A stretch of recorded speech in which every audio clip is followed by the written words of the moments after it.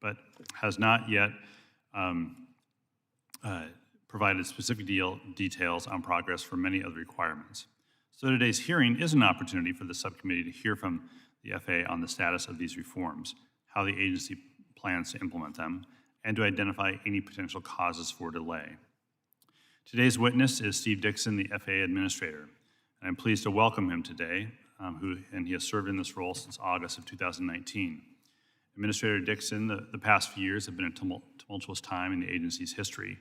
I appreciate you and your team's commitment to the implementation of the Aircraft Certification, Safety, and Accountability Act and your personal involvement in the review of the 737 MAX. So while I am encouraged by the agency's progress, though clearly there is much work to do. The U.S. is the leader in global aviation, and the FAA's actions in the U.S. have profound implications for passenger air travel around the world. It's vital the subcommittee carry out its responsibility to oversee the FAA's implementation of the critical reforms enacted under the Aircraft Certification, Safety, and Accountability Act. I look forward to today's discussion on how best to support the FAA's ongoing work to ensure the safety of the traveling public. With that, I'll now turn to Ranking Member Representative Graves of Louisiana for an opening statement.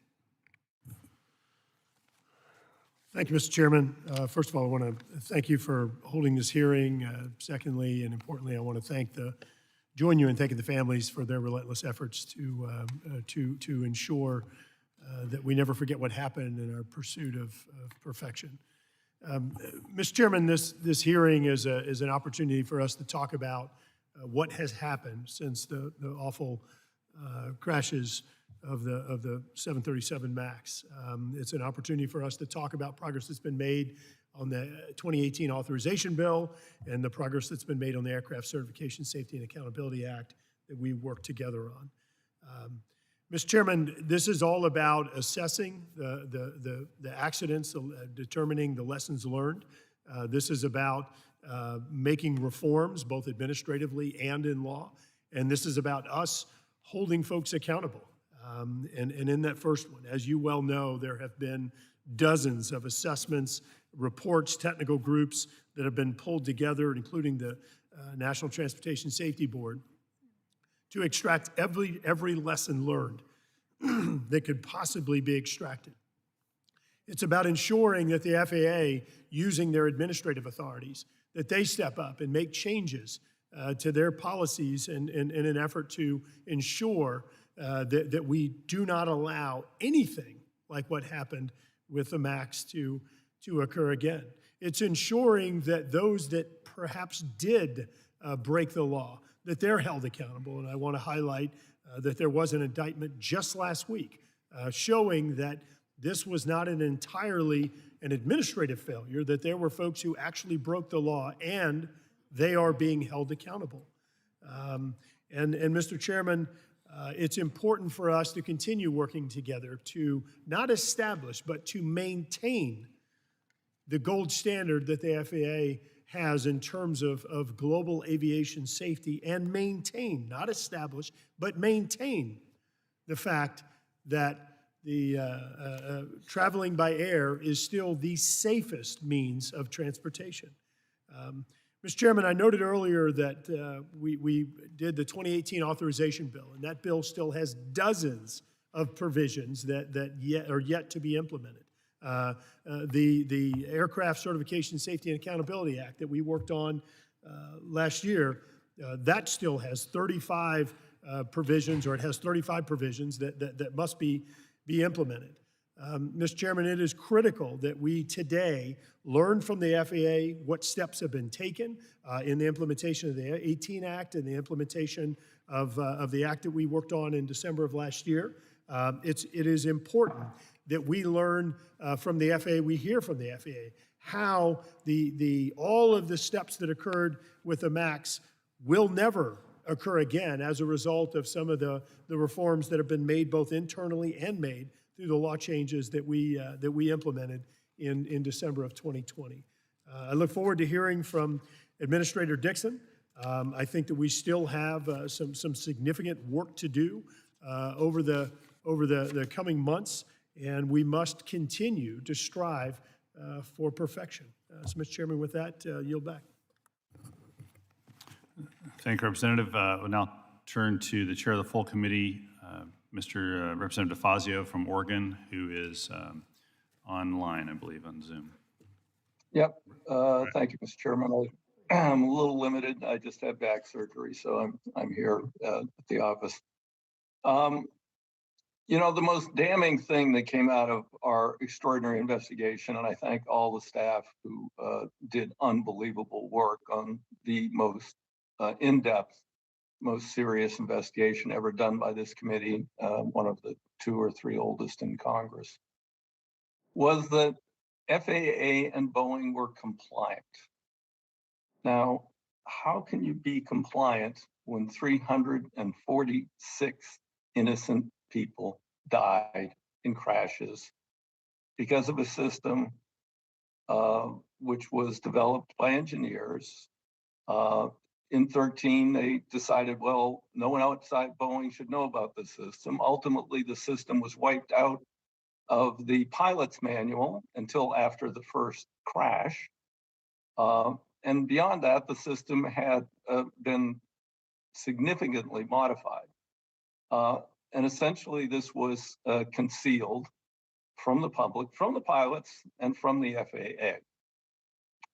That can never, ever happen again. And we have seen to it in the legislation we passed, which we want to see fully and quickly implemented, that any novel, new things on the plane, anything that can take control without pilot command, will be fully disclosed and known and examined to be certain that it's safe. Now, there's been one indictment. This started at the top in Boeing. It started in the executive suites, in the boardroom. We got to rush this plane out the door to compete with Airbus, or we're going to lose sales. Big chart, countdown clock. They put pressure all the way down the line. As Rick said, we have in the Seattle area the best engineers and aircraft mechanic and workers in the world. Unfortunately, Boeing, to save money, decided, gee, let's go down to the south where we don't have to have unions. And they've been having some pretty extraordinary quality problems down there. There weren't quality problems except for rushing the line in Renton. And we heard about those from one of the production managers. The fact is that they also concealed that a Boeing test pilot, fully conversant and knowledgeable of the system, knowing it was going to trigger, could not recover the plane within 12 seconds, meaning you're going to go in. That was concealed. The fact that one person has been indicted, Boeing is slapped with a fine that's insignificant in terms of their revenues. I'm concerned that we haven't seen a major change in the culture there. And that's why we're mandating, can you imagine, a company the size of Boeing didn't have a safety management system in place. That's pretty extraordinary. I know little tiny manufacturers that have such systems in place to make things nowhere near as critical as airplanes. That's one of the things in our bill that must be implemented as soon as possible. I see the timelines drag out 1-2 years. I get pretty tired of this process, particularly when lives are at stake, potentially at stake. And I want to hear today what we're going to do to expedite the most critical parts of the legislation we passed, fully bipartisan, through the House, through the Senate. It's a mandate from Congress that the culture at FAA is going to change. The scrutiny is going to change. We're giving you additional engineers and expertise to help keep up with these companies, but it has to change. And the fact that as Rick also mentioned, we have things that were supposed to be self-executing, pretty damn clear in the law. The flight attendants duty time, I'm glad it burped out of FAA. It seems every time we hold a hearing, I think I'm going to start holding a lot more. Out comes something we've been waiting for. So we finally got the flight attendant duty time only let's see, it was November 4th, 18, self-executing law. Your attorneys over there need a little poke for them to look at explicit things written by Congress that say this goes into law, it's self-executing. You don't screw around with it for 3 years. You don't send it to OMB. You just do it. And it didn't happen. And now we're at we got an NPRM out, proposed rulemaking, and that'll take another, how long? Meanwhile, flight attendants are incredibly stressed with the conditions in the air now. We've gone through that. We've held hearings on that. What's going on the planes. They're overworked. They're tired. And we don't have that rule in place yet. A number of the airlines have already complied. Guess what? It didn't hurt their service. It didn't cost them anything. It just meant that some of the people who manage schedules had to create new computer programs. It shouldn't take 3 years. And secondary barriers, we now know after January 6th that there are probably more domestic terrorists in this country than there are foreign terrorists in this country. And yet I see the flight attendant standing bravely there by the flight deck door. When I flew last week, the pilot or co-pilot, I don't know which he was, he came out and chatted for 20 minutes with the flight attendant standing there like this while she was looking over her shoulder and talking to him. You tell me a couple of people can't rush that flight deck when that door opens? And yet here we are, we're languishing even further behind on secondary barriers. And I hope this isn't back to the good old days of the tombstone mentality at FAA. We'll move on secondary barriers when some domestic terrorists take over a plane and something really horrible happens. So I would just want to hear from today, from the administrator, how we're going to start being less of a turgid bureaucracy and do what you're supposed to do. Serve the public, protect the public. When we got in this investigation and I found out that regulated entities were now called customers, they're not your customers. They are not customers. They are people who you oversee and regulate. I changed that law after a tragic crash way back in the 90s. I took out the promotional authority from the FAA more than 20 years ago. It's crept back in. It's got to get kicked out the door. I'm looking forward to the testimony. Thank you, Mr. Chairman. Thank you, Mr. Chair. Mr. Chair, I now recognize Ranking Member of the full committee, Representative from Missouri, Mr. Graves, for as much time as he may take. Thank you, Chairman Larson. I want to thank Administrator Dixon for being here today to testify, or at least testify online. And I want to commend you for a job well done under some very difficult circumstances over the past several years. Both industry and labor groups have praised your leadership on a number of issues, everything from aviation safety to dealing with disruptive passengers. And we've seen that praise, and again, I want to say thank you. I'm looking forward to hearing how the FAA is doing when it comes to implementing the bipartisan certification reform law that did pass last Congress.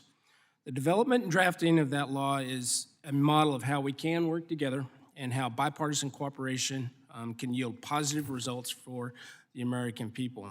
The law directs the FAA to implement the many nonpartisan expert recommendations developed in the wake of the Boeing 737 MAX accidents. It also includes several provisions that I championed relating to pilot training and improving manual flying skills, which is a very important priority in improving aviation safety. Less than a year has passed since the law's enactment, but the urgency of the changes required demand that Congress do keep a close eye on the FAA's progress. And this hearing is also a good opportunity to hear from you on other FAA initiatives and policies, activities. There's a number of issues concerning issues that are related to general aviation safety that I am going to be looking for some answers on. Specifically, I'd like for you to address the FAA's recent changes to the long-standing flight training guidance that has created a lot of confusion and a lot of concern out there in the pilot community. These changes have a very negative impact on safety, and they create an unnecessary paperwork burden on both instructors and on the FAA for that matter. So I hope that you'll take a little bit of time today to address these pressing safety issues. And while we're on the topic of pilots, I want to again make very clear my very strong opposition to the sweeping, indiscriminate vaccine mandate that this administration is pushing on commercial airlines. After Congress joined together in a bipartisan way to provide $30 billion to help save aviation jobs during the pandemic and keep these vital workers on the job, it's insulting that these same workers are being told if they don't get a vaccine, then they are going to be fired. We had no problem asking pilots and flight attendants and other frontline aviation employees to continue working through the pandemic when there was no vaccine. And indeed, we've seen studies, including one by the Department of Defense, that has shown that the airline or airplane environment prevents a very low risk of COVID transmission. But despite this, we are now seeing heavy-handed tactics of this administration to coerce businesses into implementing an indiscriminate vaccine mandate while there's already a shortage of workers to fill these aviation jobs in the first place. In fact, prior to the pandemic, we were already staring down a very serious aviation worker and pilot shortage. So with returning demand, I don't expect that this problem is just magically going to go away. And we should not be treating pilots and other airline workers any differently than we did in 2020. We want them to be safe, but this mandate is not about safety, it's about politics. It's plain and simple. So with that, I want to thank you, Administrator, for being with us today, and I look forward to your testimony. And with that, I yield back. Thank you, Mr. Chairman. Thank you, Mr. Graves. So now I want to turn to the FAA Administrator, Steve Dixon. I'd let the FAA know that you could have up to 10 minutes since you're the only one testifying today. I understand you won't take that, but I don't want you to feel constrained by the 5-minute timeline, so you can get your comments in for us before we head to questions. So with that, I'll recognize Administrator Dixon for his opening testimony. Administrator. Thank you, Chair Larson. And good morning, Chair DeFazio, Chair Larson, Ranking Member Graves, and Ranking Member Garrett Graves, and members of the subcommittee. Thank you for the opportunity to discuss the FAA's approach to aviation safety oversight, as well as our efforts to strengthen the aircraft certification process. Safety is a journey, not a destination. And we are constantly evolving as a regulator and as an air navigation services provider to deliver the safest and most efficient aerospace system in the world. Now, one of the first things that I did as FAA Administrator was make it clear that we are the regulator, and I reset the relationship with Boeing. I said that we would continue to exert a high level of scrutiny, and that continues to this day.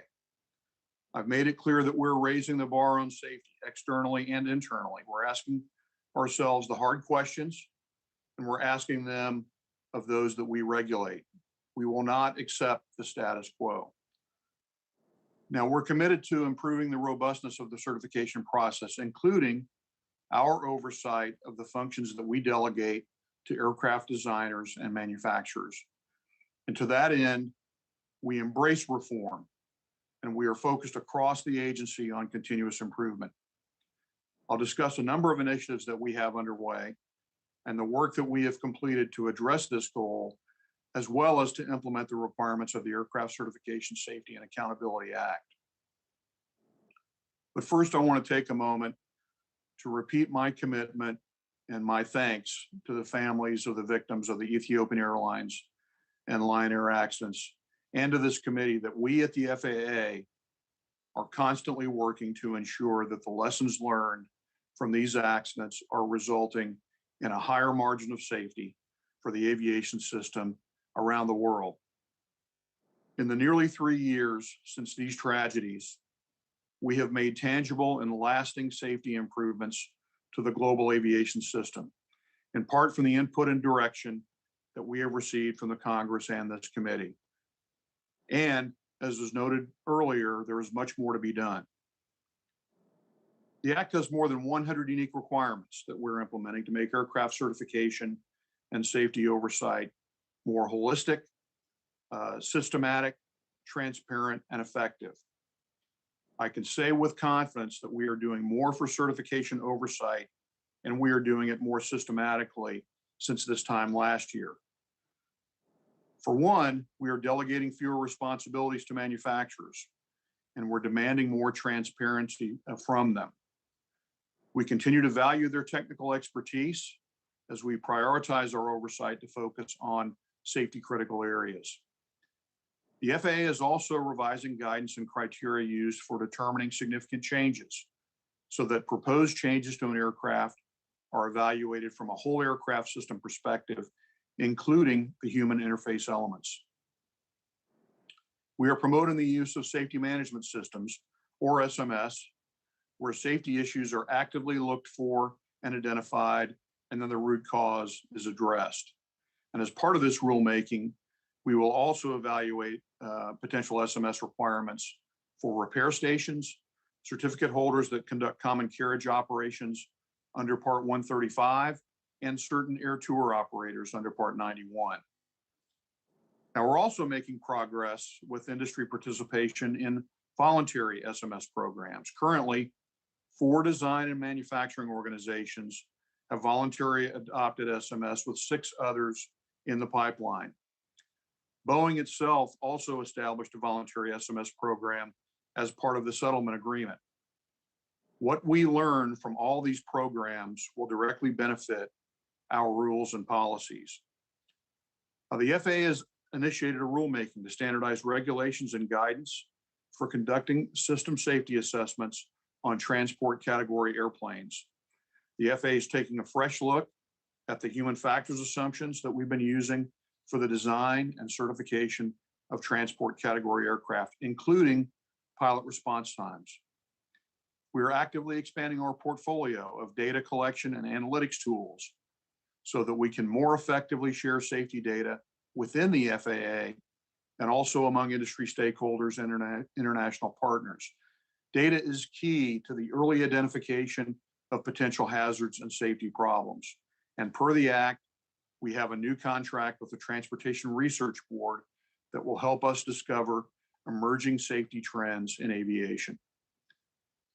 And since aviation is a global system, the FAA is also working closely with the International Civil Aviation Authority, the International Civil Aviation Organization, and other international stakeholders to influence and adjust the maintenance and pilot training requirements for U.S. products that operate under other civil aviation authorities.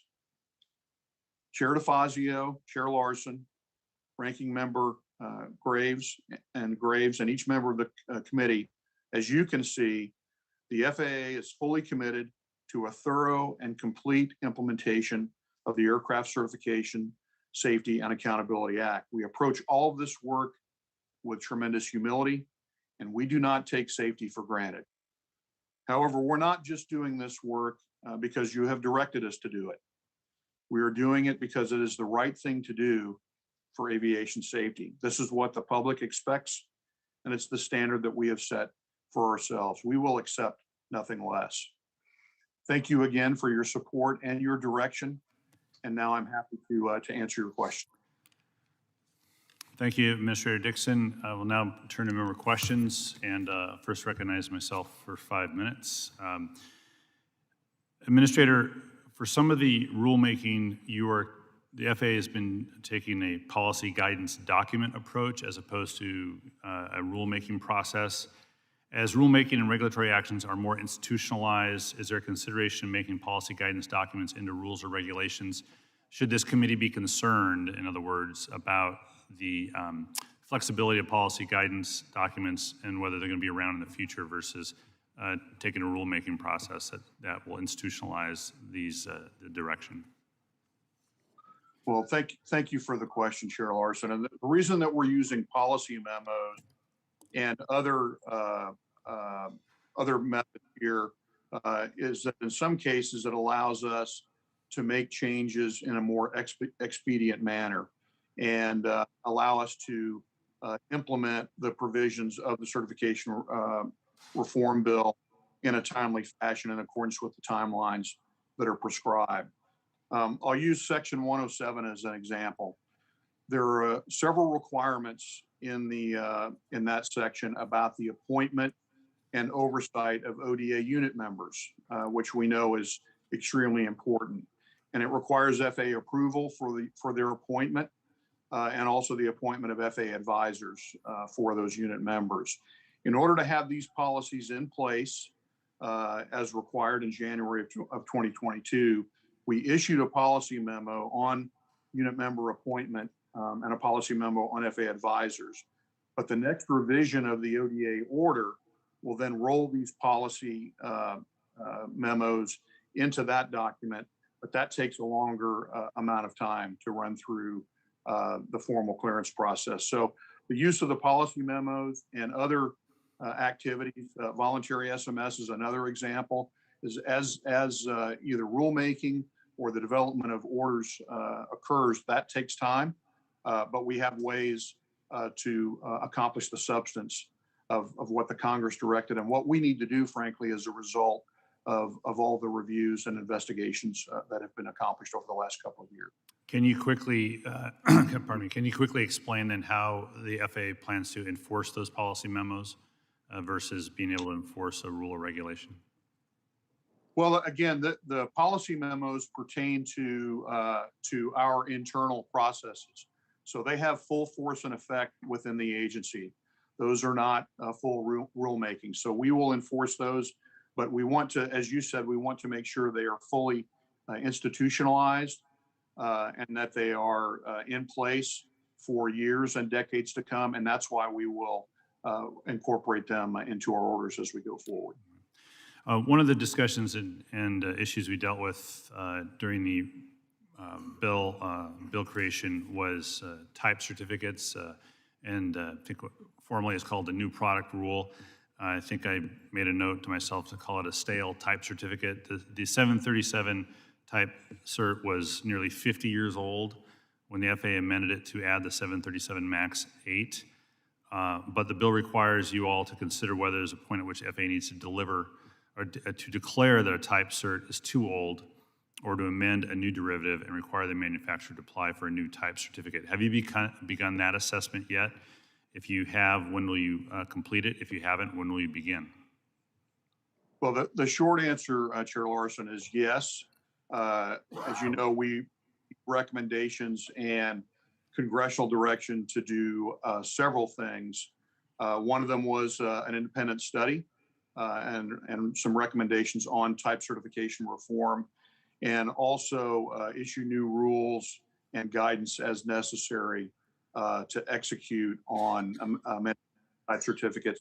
This all falls under the broad umbrella of what we call the changed product rule.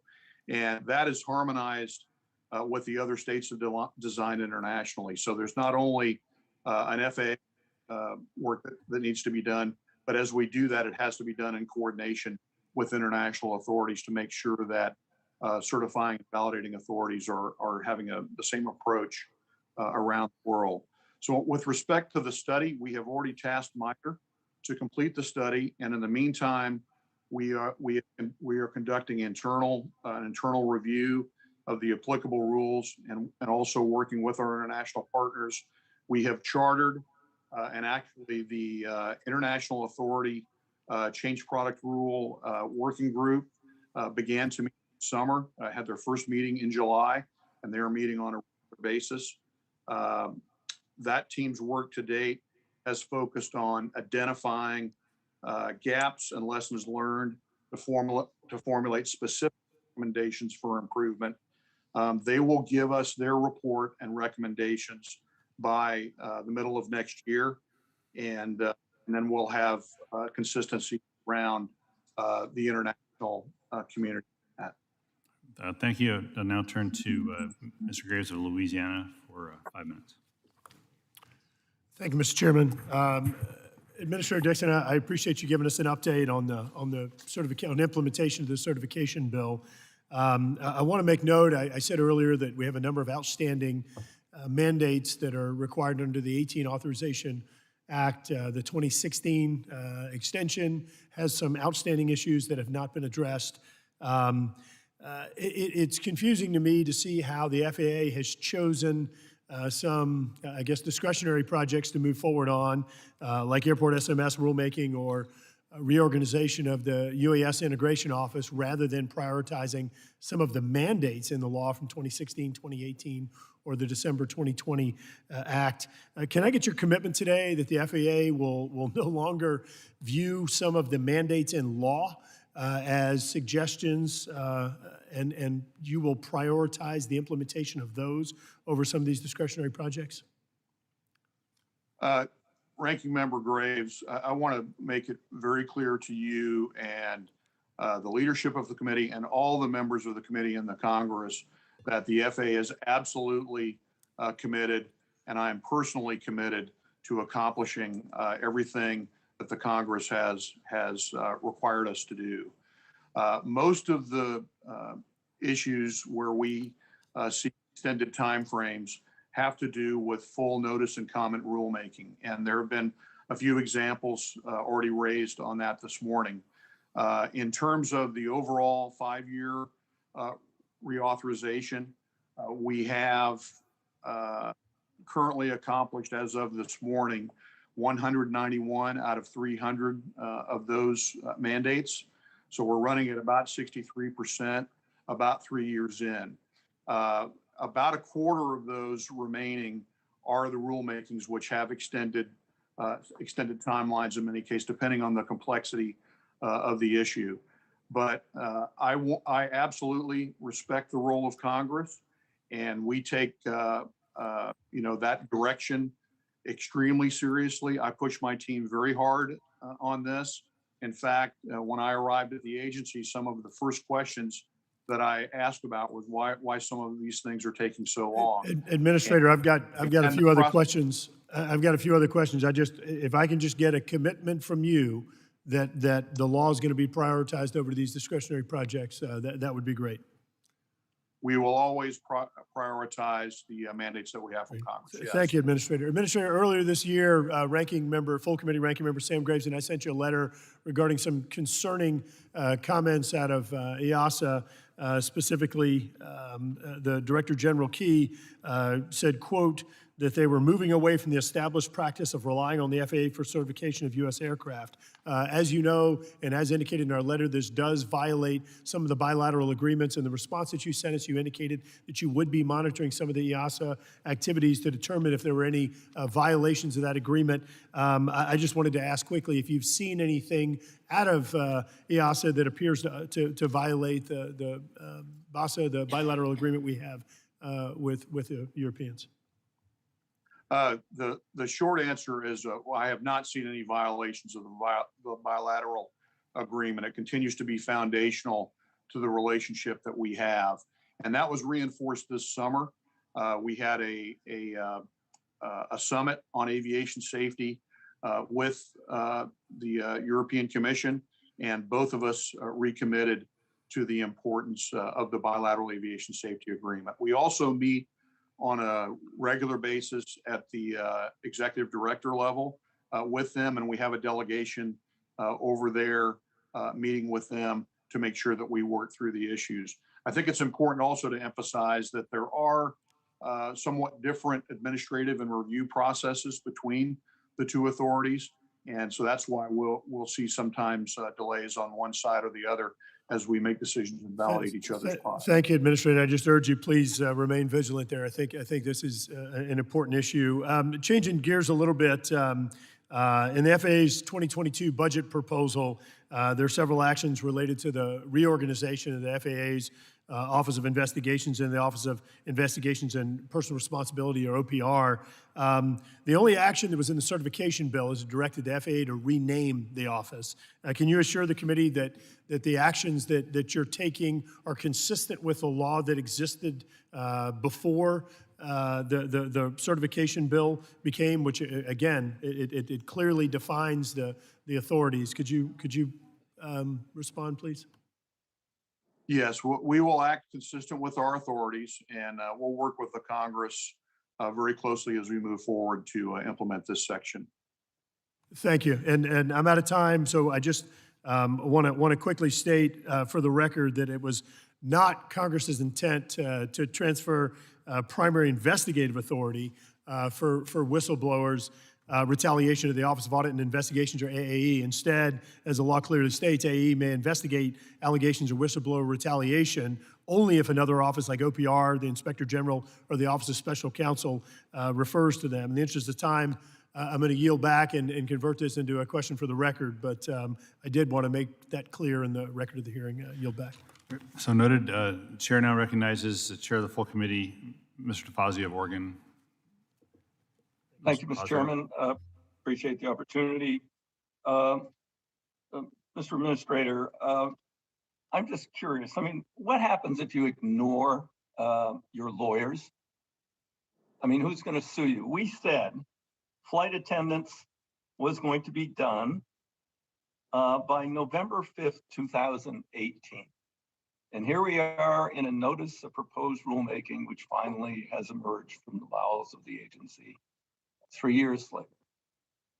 I mean, you ignored the specific mandate of Congress at the behest of your lawyers. I mean, I can't reconcile that. Well, Chair DeFazio, I do not ignore the mandate of Congress, as I said a moment ago. I take it extremely seriously, and I want to tell you very candidly that I share your frustration. And but we have a process that we have to follow. It has to be legally defensible, and we have not been relieved of the requirements of the Administrative Procedures Act. And there are a lot of things that I would like to have move forward. The flight attendant rest is more straightforward than secondary barriers, but I share your frustration, and I want you to know that I am absolutely committed to continue to push my team and to move forward as quickly as we possibly can to get these provisions into our regulations. Well, then maybe Congress needs to look at the Administrative Procedures Act and put in exceptions for, health and safety that can be taken by administrators of the various agencies. So, thanks. The 2019-20 survey of the Aviation Safety Office, I was happy to hear you say the word earlier, regulator. I assume we've dropped the customer stuff. But those were very disturbing findings. It said 49% disagreed statement. FAA makes data-driven decisions about safety regardless of external pressure. Some quotes. The industry just keep going up the chain until they get the answers they want, which we saw with the MAX. They would go to management, even having lost 2 appeals in the Seattle office. Don't rock the boat with Boeing. It feels like we're showing up in a knife fight with Nerf weapons. It's a challenge to be an equal match with Boeing in the meetings and conversations. Has that all dramatically changed, hopefully? Well, again, I know that predates you, but I'm just saying, do you get out there, meet with your employees, say, how's it going? Are you feeling pressure? How are you dealing with Boeing? We've had subsequent problems with Boeing on the 87 and for further problems on the 37 and, et cetera. So I just want to know that is really history. Chair DeFazio, I would say that cultural issues always require attention. And my people, you talked about the dedicated career professionals at the FAA. I could not be more proud of them. And as recently as yesterday, I communicated that I have their back when it comes to safety and when it comes to making the safety decisions that they need to make. I am hearing through various means that the employees feel supported and empowered in ways that they have not in a long time. But I don't take that at face value. So we have to have institutional mechanisms. One of them that we put in place is the Voluntary Safety Reporting Program. Because in my experience, we have to have a mechanism where we work with our labor partners, with our employees, and also our leaders within the agency to make sure that issues are able to surface within the organization and that people feel empowered and that they are willing to bring things forward. So this survey, as I said in my opening statement, we have to ask ourselves the tough questions. And these were the tough questions. And we might not like all of the answers. And so, but that gives us the information that we need so that we can go in and put the appropriate changes into place. And that's exactly what we're doing. Okay, thank you. I'm pleased to hear that. I'm happy. It wasn't the line employees who were the problems. There were, I remember one instance, can't remember exactly what it was, that 11 of them said no. Then it was appealed by Boeing and a panel said no. And then finally they found a manager higher up the food chain in Seattle that said, oh yeah, sure, fine, all right. So I just want to know, and I'd also like to see consequences for people who blew off the technical advice and blew off their other employees who were trying to do the right thing in the future. If that ever happens again with hopefully your new reporting system will cull out anybody who's a problem in that. On the change product rule, you talked about the date line, but the final implementation, it says here, is 2024. Because it says development policy and training 2023 and aligned implementation in 2024. Does that mean that we can't do it before then? Well, there will certainly be, in terms of fully institutionalizing it, and so that it is sustainable practice around the world with all the aviation authorities. I think that's a realistic time frame, but that doesn't mean that we won't have decision criteria and things that we are doing in the meantime. And as I said, we've got MITRE doing research for us, bringing us, or a study for us, and bringing us some recommendations.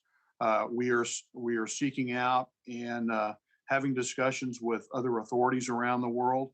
And we're also evaluating internally what the criteria need to be, whether it's time limited or number of versions or whatever, to balance what Chair Larson talked about with when an original type certificate was issued, but also to make sure that we can bring in beneficial product improvements that are safety improvements into existing aircraft. We want to be able to do both. That's great. But I mean, part of the problem was the design constraints of that antique airframe. That's just a concern that we have to continue to monitor. And then finally, just on behalf of the families, and I regret I'm not in the hearing room, but like I said, I'm a little bit restricted at the moment. I know that they just wrote to you questioning continuing ODA to Boeing, given their ongoing problems in their other plants on the East Coast, and I don't know what's been going on up in Seattle lately. I would hope that you will give all due consideration to that and review the most recent problems with Boeing and see how we are going to root those out. Yes, thank you for pointing that out. And, we have limited the delegated authority that Boeing has. And as you know, we have restricted or withheld Boeing's ability to issue airworthiness certificates for the MAX. We've also limited delegated functions for critical design features on the 777-9 and the 737-10 certification projects. And again, I would just point to the fact that when I came on board as FAA administrator almost 2.5 years ago now, the first thing I did was reset the relationship with Boeing. That happened within the first couple of months once I saw what was going on. And I've made it clear to them continually that we will continue to exercise a high level of scrutiny. As you have noted, as the Congress has noted, and I think it has been our experience over decades, delegation, if it's done the right way, if it's done appropriately, it's a very powerful tool that enhances safety. It allows us to leverage engineering expertise, but clearly in this case, it did not function properly. And that's what we're focused on, is to put systems and processes in place to make sure that no one individual or no one failure can exploit the system. Okay. Well, thank you. I'm liking what I'm hearing. Keep it up. Thank you, Mr. Chairman. Thank you, Mr. Chair. Now recognize Mr. Graves of Missouri, the ranking member of the full committee. Thank you, Mr. Chairman. And again, thank you, Administrator Dixon. I do want to go back to pilot training, and obviously in light of the MAX 8 accidents, one of the real priorities for me, and I talked at length about this, was addressing international pilot training standards and the over-reliance we're moving towards when it comes to automation in the cockpit and moving away from manual flying skills or just being able to fly the aircraft if a problem manifests itself. And I'm just curious if the FAA is ensuring that its engagement with the international community is actually going to result in any positive changes. Are you seeing that? Is the international community being receptive to that? And I think you share those same concerns with me, and I'd just like you to address it real quick. Well, it's a great question, Ranking Member Graves, and we have longstanding efforts through multiple forums to improve international safety standards through ICAO, multilaterally, and bilaterally. And I'm always working with my counterparts around the world on these issues. We want to make sure that we drive specific safety improvements. I think you're aware of the pilot licensing and training panel. The FAA is actually leading the automation working group there. We have our chief scientist on human factors and also one of our most foremost pilot training experts who is leading that work. Also, some of the things that we have done within the U.S., and I'll point to upset prevention recovery training.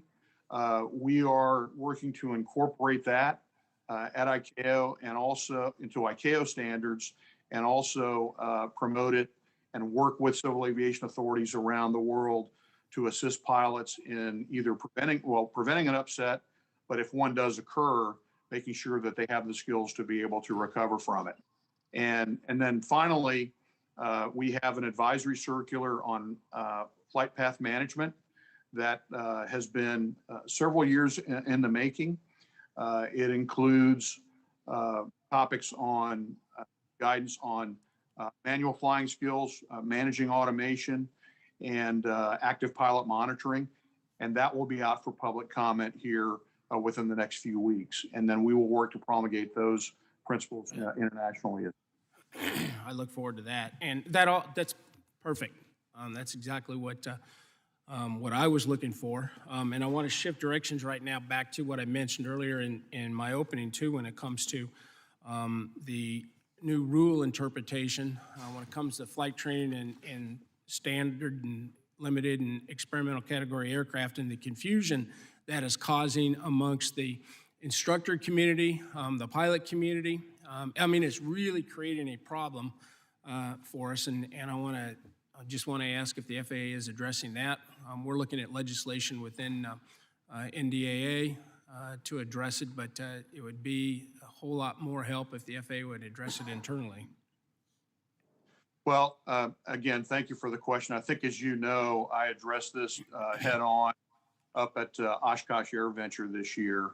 In fact, referred to Letter of Deviation Authority, or LODA, as a four-letter word, because I know that it has created some confusion and some frustration out there. So to get through this, we have created a process where, far from being bureaucratic, we've actually created a very quick turnaround process on these approvals. The time to process the deviation request is less than a day. This actually wasn't a change in legal interpretation. I know that there are feelings to the contrary, but during the course of a court case, what came to our attention is that our guidance and the underlying regulation, which is controlling, were inconsistent. And so we had to update that guidance. And we are going to update the rules to address the inconsistency permanently. But we want to have an interim process in place that facilitates and allows the training that you're talking about to continue uninterrupted. So we will continue to work with you, I promise, on this issue. I want to make sure, though, that we're really talking about something that's very narrowly focused. And, again, we want to make sure that this doesn't go into other areas where I think we're actually in very good shape. Okay. And one last question on when it comes to the vaccine mandate, was the FAA able to convey to the administration just how much of a problem this could create when it comes to manpower shortages and pilot shortages? And the simple question I ask is, did the administration even ask the FAA for any guidance on this? Well, again, obviously the purpose that we want people to get vaccinated as a country, and we want to get COVID-19 behind us. That's the point. And the CDC is the public health authority. That aspect is certainly not within the FAA's purview. But I will tell you that my focus is on aviation safety and on making sure that the aviation system can operate and that those jobs are out there, not only during the pandemic, but that we live to fight another day, if you will, and have the most dynamic and diverse and thriving aviation system going forward. And so that's what we're really focused on, is making sure that we minimize disruptions and making sure that we maximize predictability by keeping the air traffic system operating and making sure that the airlines and all operators of the system can continue to operate in a seamless way. Thank you, Mr. Chairman. Thank you. Now recognize members for 5 minutes. First additional member to be recognized is Representative Carson of Indiana. Representative Carson. Thank you, Chairman. Mr. Chairman, I have 2 letters that I'd like to enter into the hearing record. One from our congressional colleagues and one from the families of Ethiopian Flight 302. Without objection. So, Administrator Dixon, you recently received a letter, sir, from me and my colleagues, Representatives Fitzpatrick and Representative Payne, about FAA's failure to implement a requirement for secondary cockpit barriers that were enacted in 2018. As the author of the 2018 provision, sir, it is beyond frustrating to see a known security risk ignored by the FAA. We work with a number of stakeholders to effectively reach a compromise that was able to pass our committee with bipartisan support, pass the House and the Senate. And instead of requiring secondary cockpit barriers on all aircraft, old and new, HR 911 would mandate, which I'm proud to be a lead sponsor of. My 2018 provision comprised by only requiring barriers on new airplanes. Yet today, there seems to be no progress whatsoever on implementing the requirements. Mr. Administrator, please tell me why there hasn't been any progress to install secondary barriers. In our letter, we asked for some details in writing, and we've yet to receive that information. And when can we expect to receive this information? Well, thank you for the question, Congressman. I will reiterate the same comments that I made to Chair DeFazio to start, is that I want this to happen more quickly, and we are absolutely committed to implementing the requirement for secondary barriers on a transport category aircraft. We do have rulemaking, notice and public comment rulemaking that we have to do. Also, even though there had been a study a number of years ago conducted by RTCA, it did not define the necessary technical requirements for manufacturers to install these barriers. So last year, we conducted an aviation rulemaking advisory committee to get us that technical detail. We have that now, and we are using it to inform and incorporate into our rulemaking process. So I'm happy to follow up with you personally on where we go from here. But again, we are working very hard to get this out for a draft rule for public comment, get it through the department and through the executive branch so that we can put it into law. And we're going to do that absolutely as quickly as we can. Administrator, why has progress been so slow? It's almost unprecedented. Well, again, when you do any kind of rulemaking, you have to start with data and information, and that's what we had to go back and do. Once the decision was made that we had to go through notice and comment rulemaking, we've got to have the justification for the rule that will stand up through the entire Administrative Procedures Act process, and that's the due diligence that we're having to go through. All right, we'll be on standby. Thank you, sir. Thank you, Chairman. I yield back. Thank you, Representative Carson, and recognize now Representative Mast of Florida for 5 minutes. Thank you, Chairman. Number one, I just have to address what has to be one of the most ignorant opening statements I've heard ever in this committee. Our chairman essentially comparing Americans to Mohammed Atta, one of the 9/11 terrorists, saying that he expects Americans will be breaking through a cockpit door in order to crash an airplane. Pure ignorance. I wonder if he would use that same brush to paint over those that destroyed Minneapolis or destroyed Portland or other cities across America, torched businesses, torched places like that. Absolutely ignorant. I would hope that he would apologize to all Americans for his opening statement, which I found to be just ignorant and disgusting. I'm going to use the remainder of my time to ask an open-ended question to you, Mr. Administrator. And I'm going to ask for your creativity on this. I don't know if there is a place that FAA can play a role in this or not, but maybe you can find something for us, since it seems that Department of Homeland Security is unwilling to do anything to ground the flights and the spread of people entering America illegally across this country. And so my question to you as the administrator, can you think of anything creatively that can be done through the FAA to ground these flights of illegal immigrants across the United States of America? Well, thank you for the question, Congressman. We work very closely with other federal agencies on security matters. Customs and Border Protection is probably the most prominent example, but certainly Department of Defense and others. With respect to civil aircraft operation, any registered aircraft, my responsibility is the aviation safety of the national airspace and to make sure that fair access is granted to that. There's not a mechanism within the agency to look at the nature of those operations that you're referring to.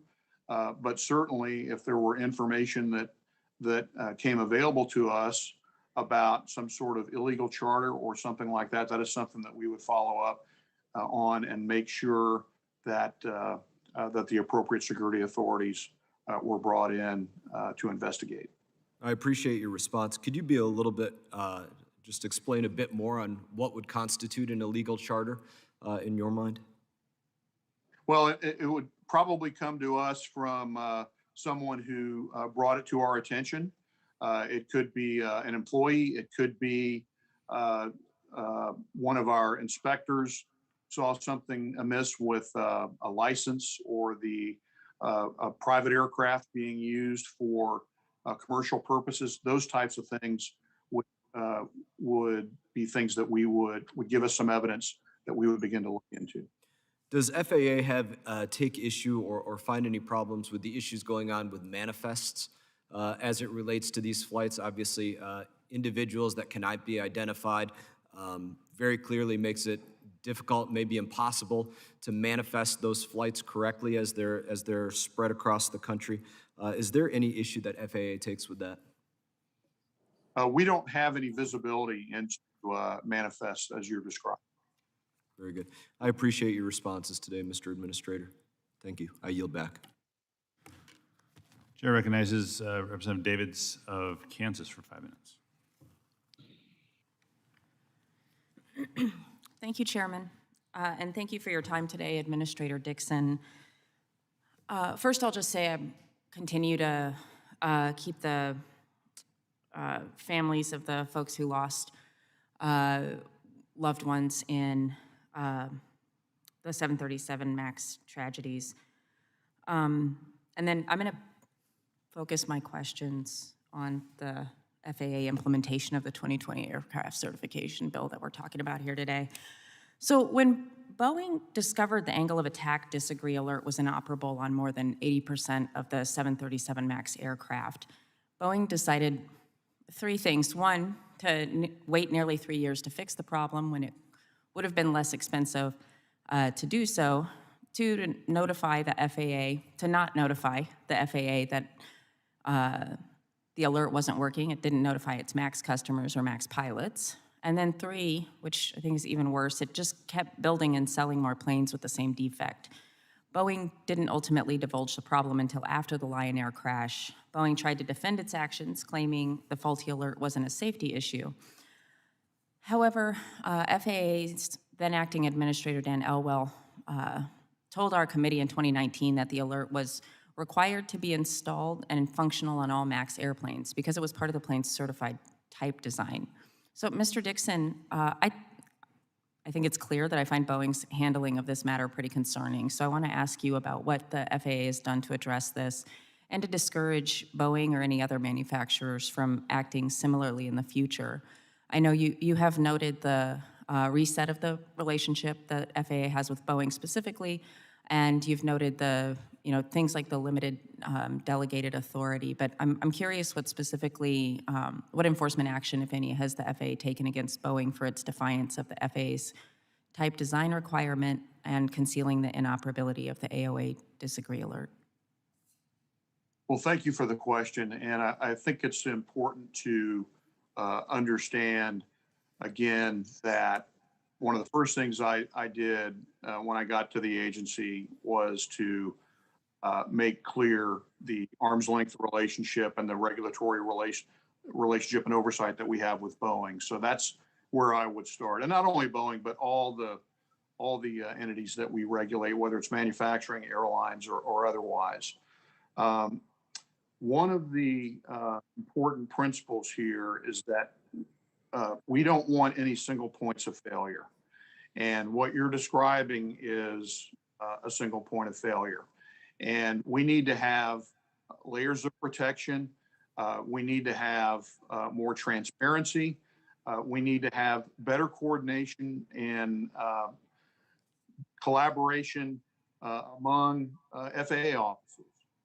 So there were things inside the agency and also the relationship between the agency and Boeing that we are addressing and that we have addressed over the last couple of years. As an example of that, in 2020, we accepted Boeing's Voluntary Safety Management System program.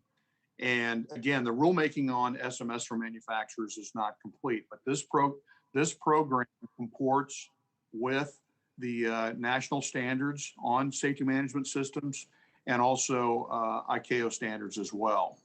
And we do regular performance reviews. And this mechanism brings forward information and data from Boeing. So they're in a position where instead of concealing things, actually put information to the FAA. I want to clarify my question. I was asking what enforcement action has been taken versus, acceptance of the safety protocols. I think that that's a good thing, but I'm curious how we're going to make sure that Boeing or other manufacturers don't engage in concealment of things like inoperability in the future.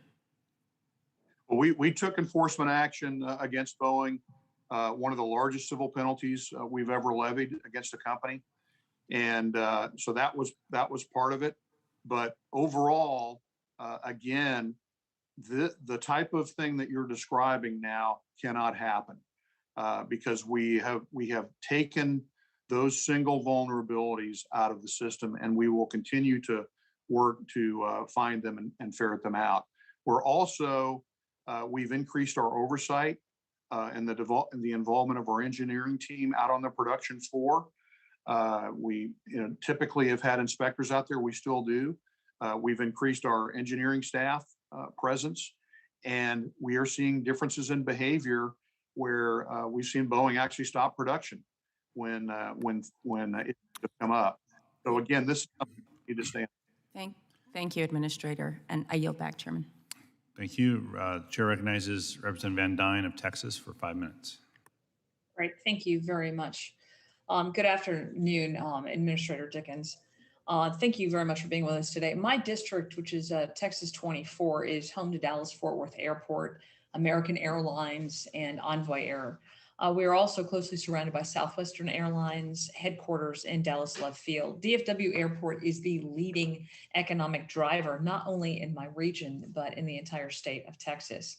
Hundreds of thousands of jobs are reliant on the airport, and it serves as a major recruiting tool, as we see and hear from hundreds of CEOs who are moving or who have moved their companies to that area because of the airport. In the last few weeks, we have seen disruptions across the country, from delays to cancellations. And while the causes of some of these delays remain unknown, the timing related to the announcement of the vaccine mandate is also very concerning. Just Tuesday, you may have seen that Southwest Airlines reversed their mandate. I'm curious, now that we're coming upon the huge holiday season, how is the FAA preparing for further disruptions in the system as we move closest to the busiest travel time of the year? Well, thank you for the question. And again, on the subject of the vaccine mandate, the idea there is to get us past COVID-19 as a country as quickly as possible so that the system can operate efficiently and effectively and preserve all of those jobs. My focus, again, is on aviation safety. I'm very familiar with the operations at Dallas-Fort Worth and Love Field and American Airlines and Southwest Airlines. I have been in regular contact with their leadership to make sure, and also with their labor unions, to make sure that that we can operate safely and efficiently going into the holiday season, and we will continue to stay focused on that.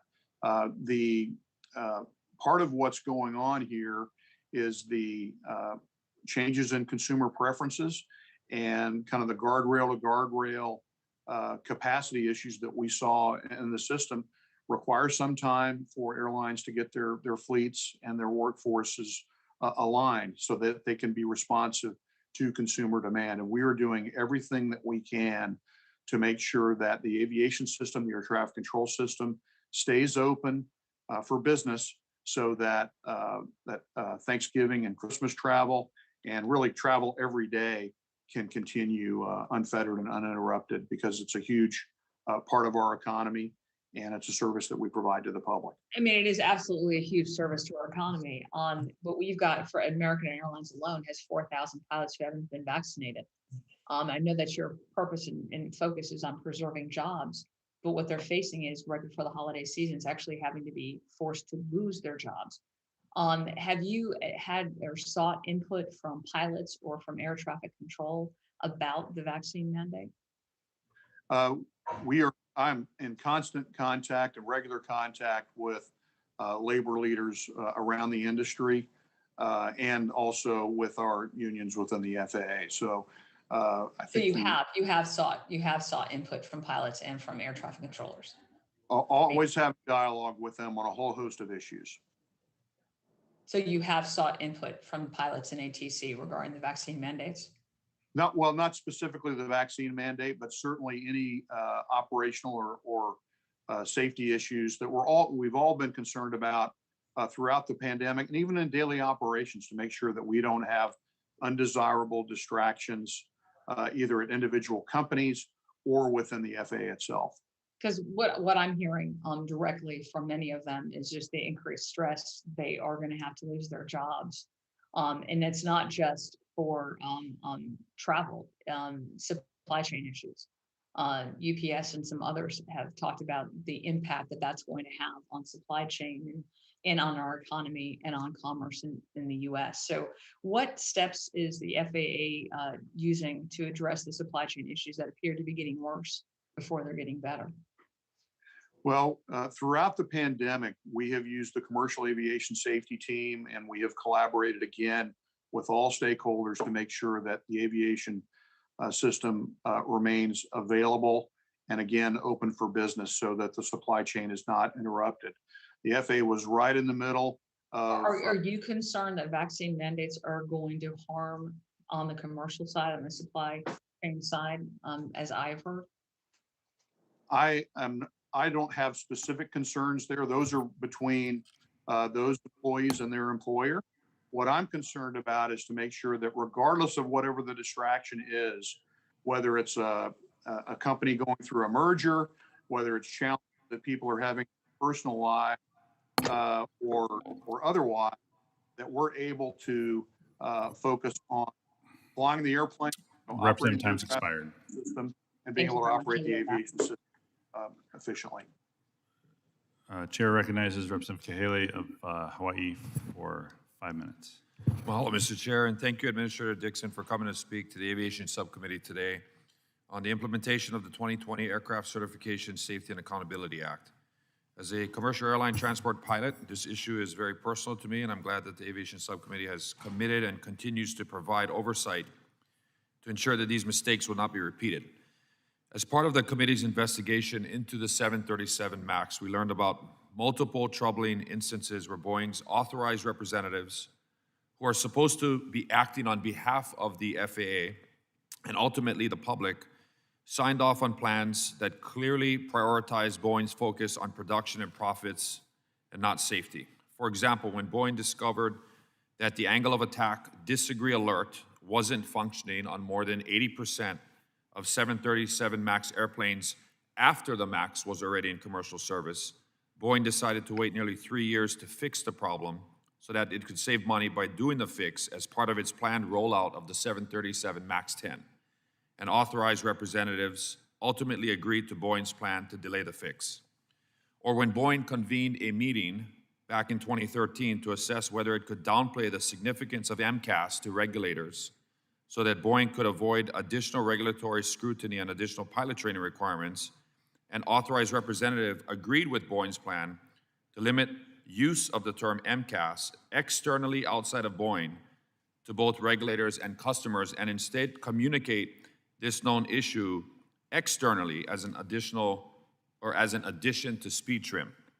And I want to quote from the summary report where the Boeing authorized representative concurred with Boeing's plan regarding its description of MCAS, and in a summary of that meeting, which was part of an internal Boeing email, and I quote, "This will allow us to maintain the MCAS nomenclature while not driving additional work due to training impacts and maintenance manual expansion." So the first of my two questions are, Administrator Dixon, is as the FAA implements the Aircraft Certification, Safety, and Accountability Act, what is the FAA doing to ensure that its authorized representatives prioritize the safety of the flying public over the financial bottom line of the industry?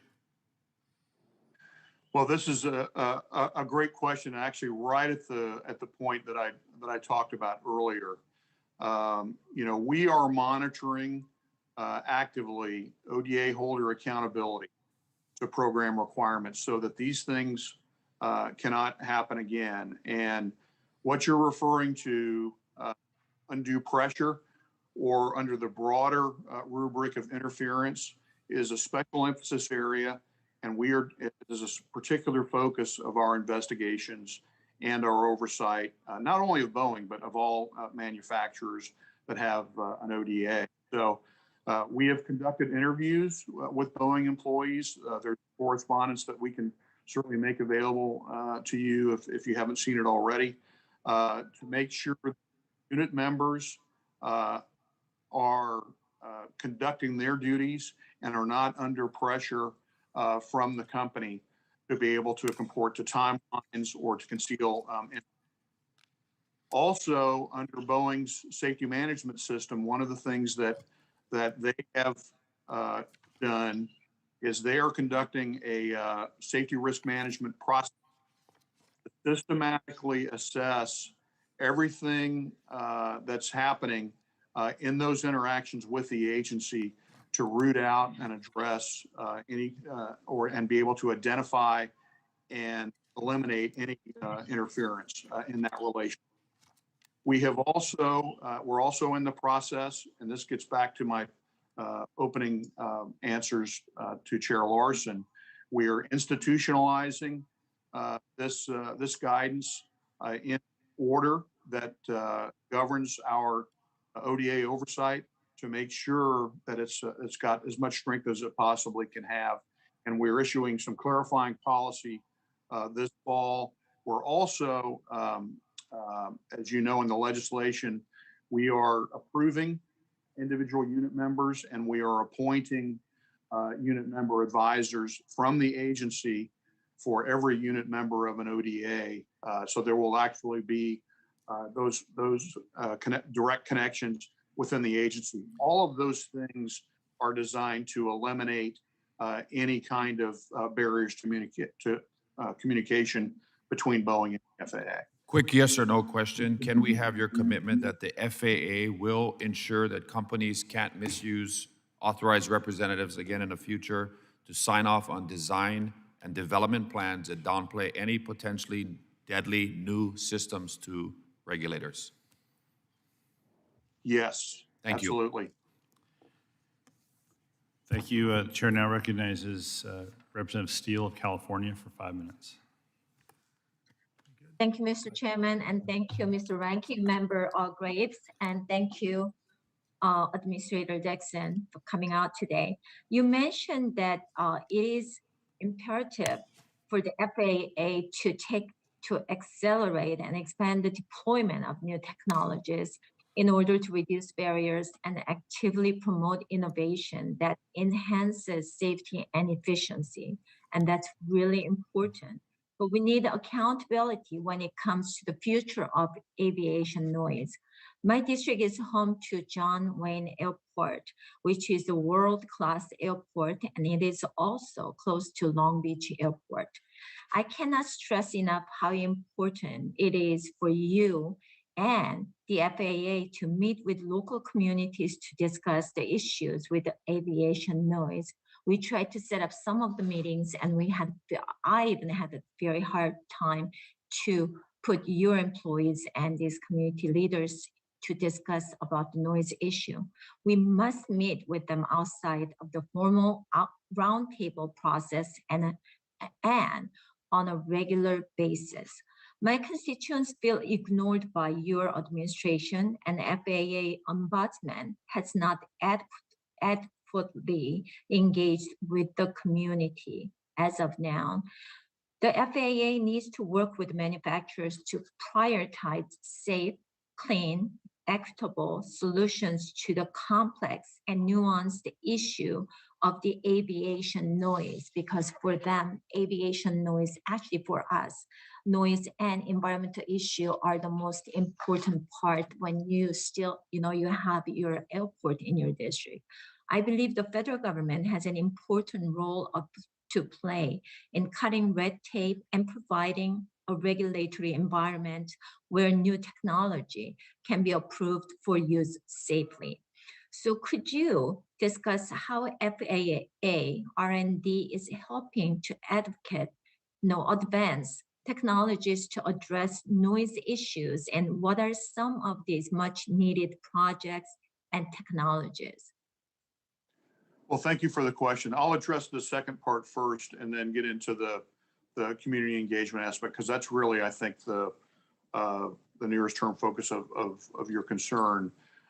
We have conducted research for years on engine technology and on noise research, and that will continue. As a matter of fact, we just issued $100 million in grants to, I believe it was 8 aviation companies on engine technology for improved environment and also noise reduction. This is through our CLEAN program, the continuous low emissions energy and noise program that we've had in place for a number of years. So this is the next iteration of that, and that will be a focus of the research. Those companies have to match that grant money, but we can certainly get that information to your office after the hearing, so you've got full visibility into what that noise research looks like. In terms of community engagement, This is something that is extremely important to me, and I understand that it has been the agency has not always engaged in an effective manner with local communities, but I think we've come a long way.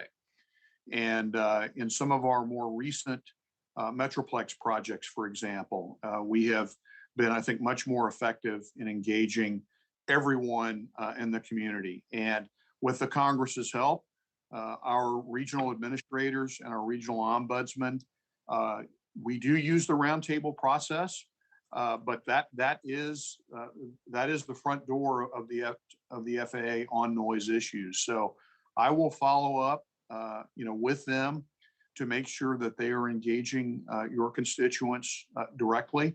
I also meet regularly, my staff and I meet regularly with the Quiet Skies Caucus, and I would encourage dialogue with them as well. We had our last meeting I believe it was about 2 months ago, and there has been a lot of beneficial dialogue there on ways that we can engage more systematically around the country, including the role of our regional administrators and ombudsman.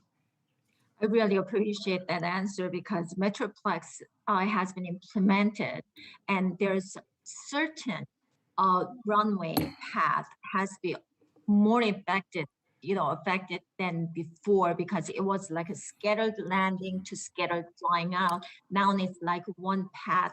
That's the reason most of these local Time's community expired. leaders want to have more meeting. I have more questions, but you know what? I do in writing, so I yield back. Thank you very much. Chair you. recognizes Representative Williams of Georgia for 5 minutes. Thank you, Chairman Larson, for convening this hearing. And I also want to thank the committee members and staff for all of the work that was done last Congress to enact the Aircraft Certification, Safety, and Accountability Act. And while I was not here, I know, y'all, that this legislation will save lives. It'll equip the Federal Aviation Administration to ensure that our airways, airplanes, and most importantly, our traveling constituents are safe. That last part is important to me, y'all, because I'm a frequent flyer at the nation's busiest airport. My district is home to Hartsfield-Jackson Atlanta International Airport, the nation's busiest airport. And Mr. Dixon will be back as the world's busiest pretty soon. We got a little asterisk in 2020, but we'll be back really soon as the world's busiest airport. And I want all people who work in or travel through our nation's busiest airport to be safe. Mr. Dixon, in your testimony, you mentioned that one of the areas you're working on to implement the act is creating a culture of safety and excellence at the FAA, including by attracting talented staff. To what extent are you focusing on diversity, equity, and inclusion as part of FAA's efforts to create a talented workforce?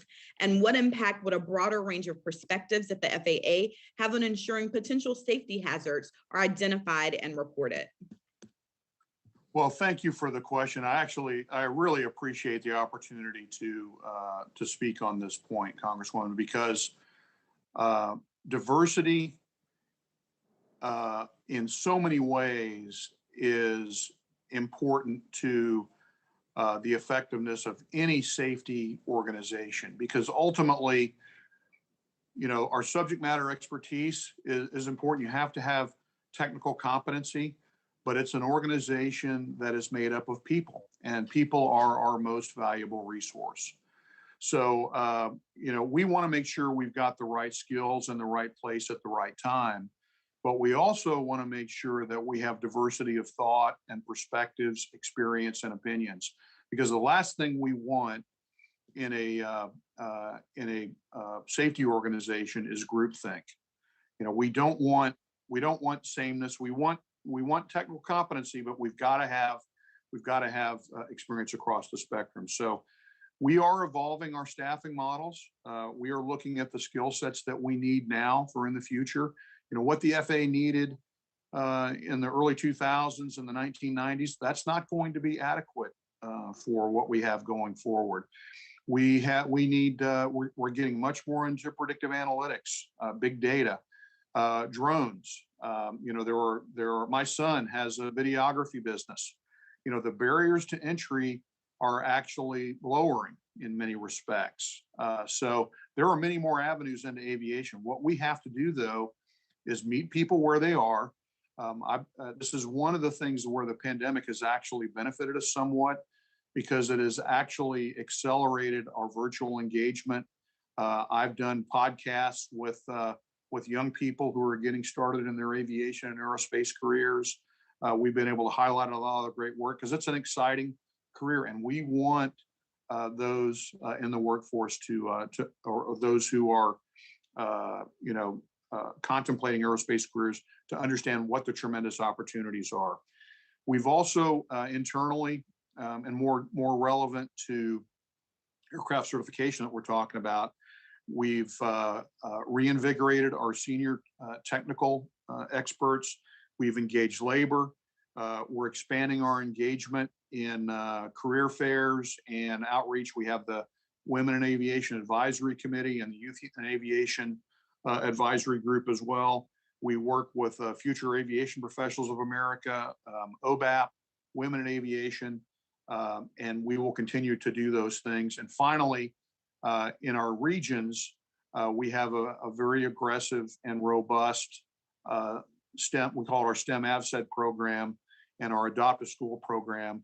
And we appreciate the Congress's support on resources for those programs as well. Thank you, Mr. Dixon. And I'm probably going to need the follow-up to this in writing because we're running out of time. But following the enactment of this act, I understand the FAA has implemented a voluntary safety reporting program that will make sure that employees can report safety issues to management. So if you could follow up later and just tell us more about this process and how it has worked since its implementation, and how would you characterize the success in flagging safety issues that need to be addressed? I would love to have more information on that. Be happy to.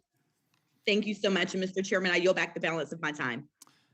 Thank you, Representative Williams. The next three members in order that we have, just so people can prepare, are Representative Jimenez of Florida, Representative Titus of Nevada, and Representative Mace of South Carolina. So with that, I'll recognize Representative Jimenez of Florida for 5 minutes. Thank you, Mr. Chairman. And Administrator Dixon, in light of the COVID-19 pandemic, is it safe for the traveling public to travel by commercial airline? As was said, I think earlier, aviation is the safest form of travel. Commercial aviation in the U.S. is the safest form of travel in the world. And there are a number of mitigations in place. They've been well publicized: airflow on airplanes, the protocols that the airlines have been using to make sure that airplanes are appropriately sanitized. And then, of course, I take that as a yes. Thank you. I appreciate that. Yeah. Okay. Is there right now a mandate for any passengers that when they get on an airplane right now that they have to be vaccinated or they'll be excluded from traveling on an airplane? There is not a mandate within the United States that I'm aware of, no. Okay. Does it make any sense to you then that you could have an airplane full of 300 people, say they're unvaccinated, and the only people that have to be vaccinated are actually the people that are operating the airplane? Does that make sense to you?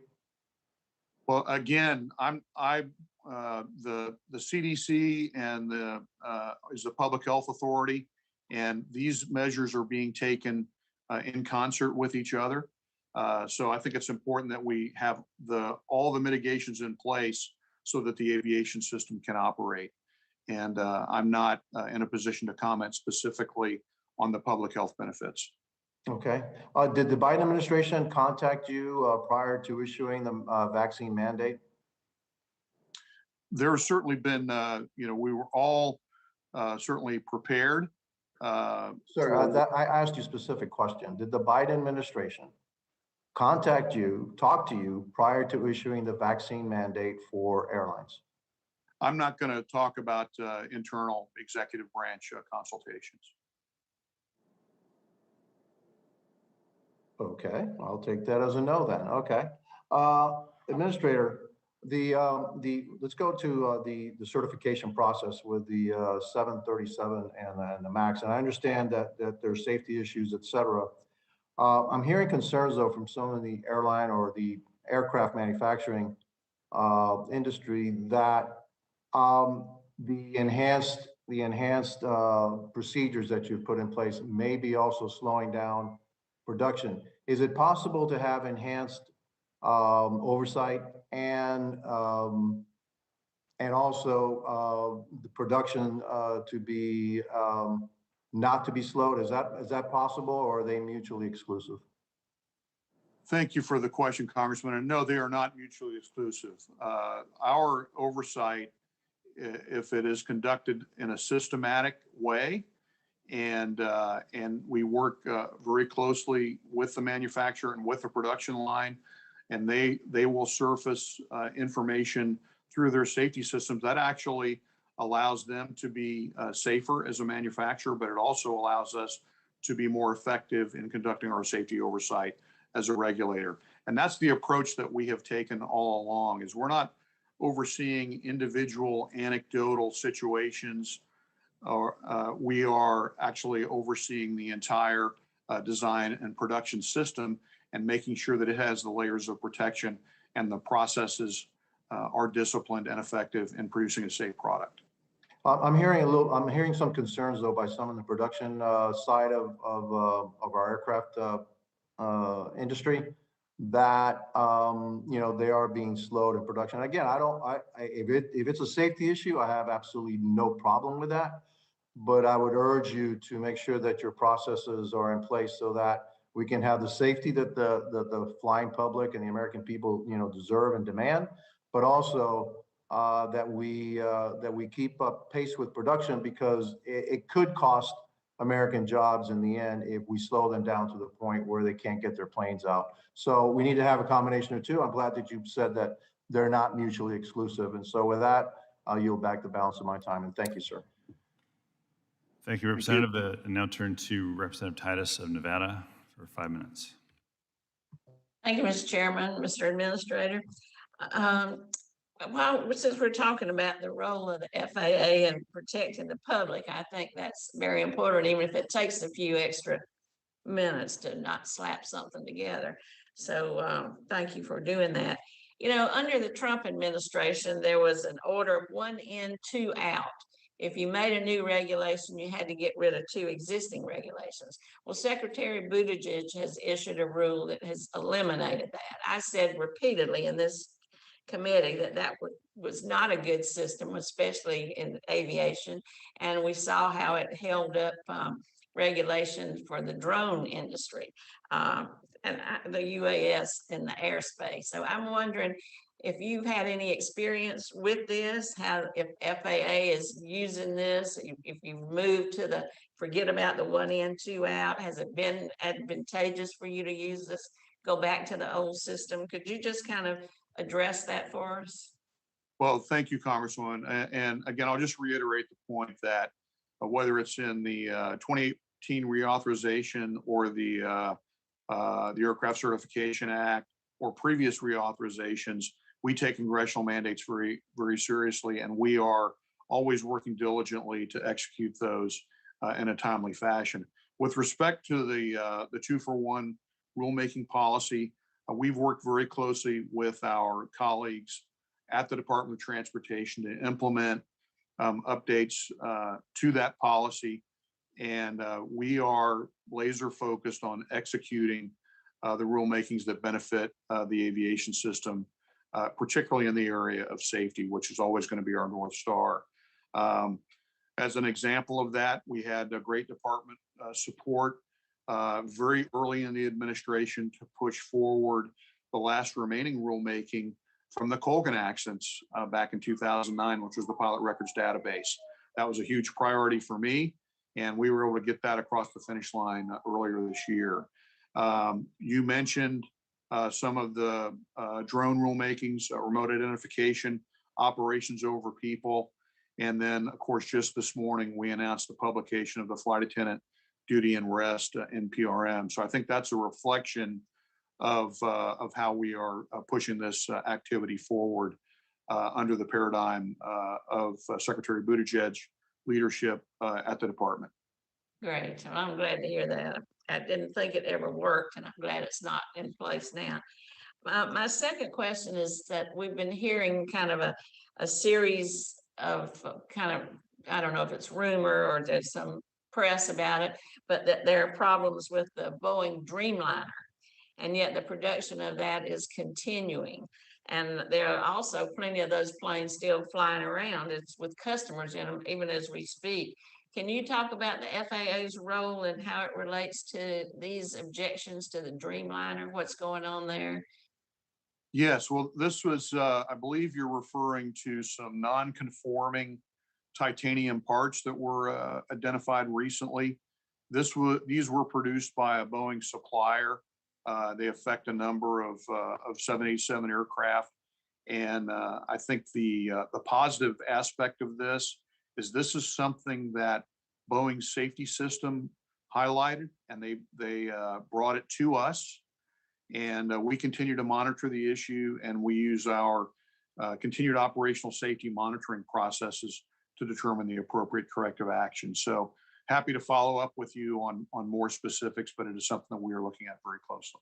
Okay, so you can say if the defects are enough to affect the certification process? It's not, this is not, this is a supplier issue, and it's something that was discovered during the in-service of the aircraft. And so we will go back and look at the suppliers because the manufacturers also have oversight of their entire supply chain. So we'll be running that thread back to its origin as well. Well, thank you. I'm glad to know Boeing brought it to you this time instead of covering it up like last time with the MAX. Yes. Thank you, Mr. Chairman. I'll yield back. Thank you. I now recognize Representative Mace of South Carolina for 5 minutes. Thank you, Mr. Chairman. And Administrator Dixon, first of all, I appreciate you coming before our committee here today and speaking on your focus on implementing aircraft certification reform legislation enacted in the last Congress. As one of many members who represent a district with aviation manufacturing to include Boeing, we appreciate all that we're doing to try to work together. I would like to shift my focus to another area related to aircraft certification. The enforcement of bilateral agreements on aircraft certification between the U.S. and foreign aviation authorities, I believe, deserve some attention. I have met with and spoken with different aviation manufacturers so far this year in my first 10 and a half months in office. And it's my understanding the FAA abides by its obligations to accept, after a reasonable review, the certification given to new aircraft produced in other countries like Canada, France, and Brazil. But what I have learned over the last few months is that the same cannot be said for the certification of new U.S. aircraft by various foreign aviation authorities. And these delays result in significant delays in U.S. companies getting their products to market in other countries. This not only impacts the U.S. balance of trade, where aviation products and services are a leading U.S. export and American jobs in a sector where the United States continues to be a world leader in aviation. Just as significantly, it delays the introduction of the latest generation of aircraft, which represent a real increase in safety as well as a greater fuel efficiency, reducing aviation's impact on the environment in terms of greenhouse gases and noise. Both Ranking Member Sam Graves and Ranking Member Garrett Graves have expressed concern about recent EASA statements in this area, and Senator Wicker has asked the GAO to review this topic. So I just have two very simple questions this morning is, do you share the concerns of the industry about compliance with bilateral agreements by various foreign aviation entities? Thank you, Congresswoman, for the question. And as I said earlier, the bilateral agreements are extremely important to us. And that's why with my counterpart over in Europe, we conducted a summit to make that very clear this summer. But there are always going to be debates between various authorities. I will say that we are laser focused on this. We want consistent validation of U.S. products. There have been at times questions that we have had about products that are produced in other countries. So there is always going to be some give and take, but we want to make sure that the bilateral agreements are recognized and abided by, because all of us want consistency in the design and manufacturing process around the world. And secondly, how can we in the Congress work with you and the FAA to address this issue? I mean, it impacts American jobs, it impacts safety, it impacts the environment. I think really we need to keep you informed as to which I think we are doing as to what these bilateral agreements are producing, and then we need to make sure that we continue to institutionalize them and have productive changes at the working level, and that U.S. product are treated equitably among the other states of design around the world, and that decisions are not made for anything other than aviation safety purposes. Thank you, Administrator Dixon, and Mr. Chairman, I yield back. Thank you. Before I recognize Representative Payne, who will be next, and then Representative Stauber and Representative DeSaulnier, in that order. So Representative Payne, recognized for 5 minutes. Thank you, Mr. Chairman, for holding this timely hearing. And also the ranking member. Let's see, Administrator Dixon, the 2020 Aircraft Certification Safety and Accountability Act authorizes $27 million in annual appropriations to recruit new engineers, safety inspectors, software experts, and others who perform duties related to the certification of airplanes and component parts. With this funding should come some opportunities for candidates that come from diverse and underserved backgrounds. One of my top priorities is ensuring that everyone has a fair shot at getting good paying jobs. So can you assure this committee that the FAA will make every effort to ensure that these new opportunities reach minority and underserved populations? Congressman, thank you for the question, and I hope that was clear from my earlier comments, but we are going to leave no stone unturned to make sure that we bring the best and brightest and most diverse candidates to the agency. The last thing we want, we need to have an agency that looks like the country that we serve, and to the extent that we've had a very successful, really set a record with our minority serving internships. This year, I believe we had 321 participants. We want they did a great job for us. We want to bring a lot of those folks on board at the FAA. So we need to meet people where they are. We need to make sure that we are engaging within those underserved communities. Deputy Administrator Brad Mims and I are both committed to this, and we are both using the networks and the relationships that we have to be able to support the most diverse and equitable hiring process, because we do have, as you said, a tremendous opportunity to bring in the next generation within the agency, and we're absolutely committed to that.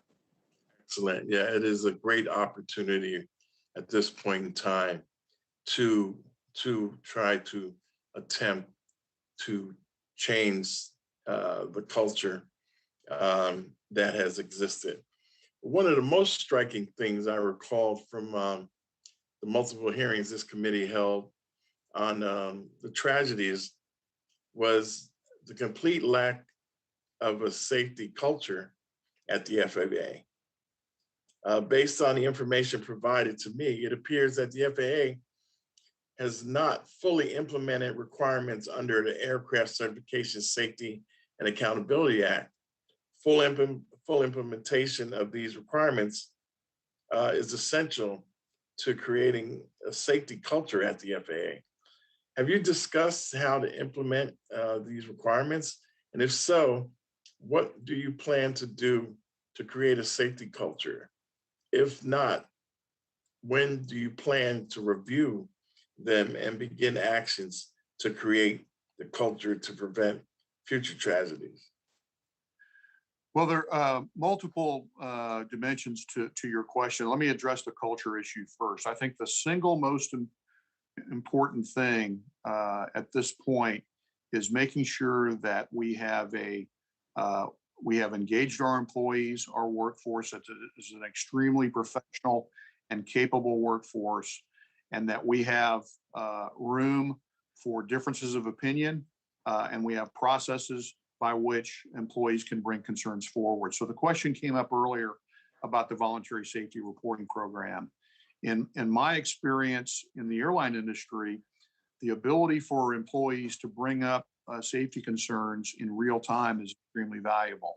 So the VSRP is a very powerful mechanism in doing that.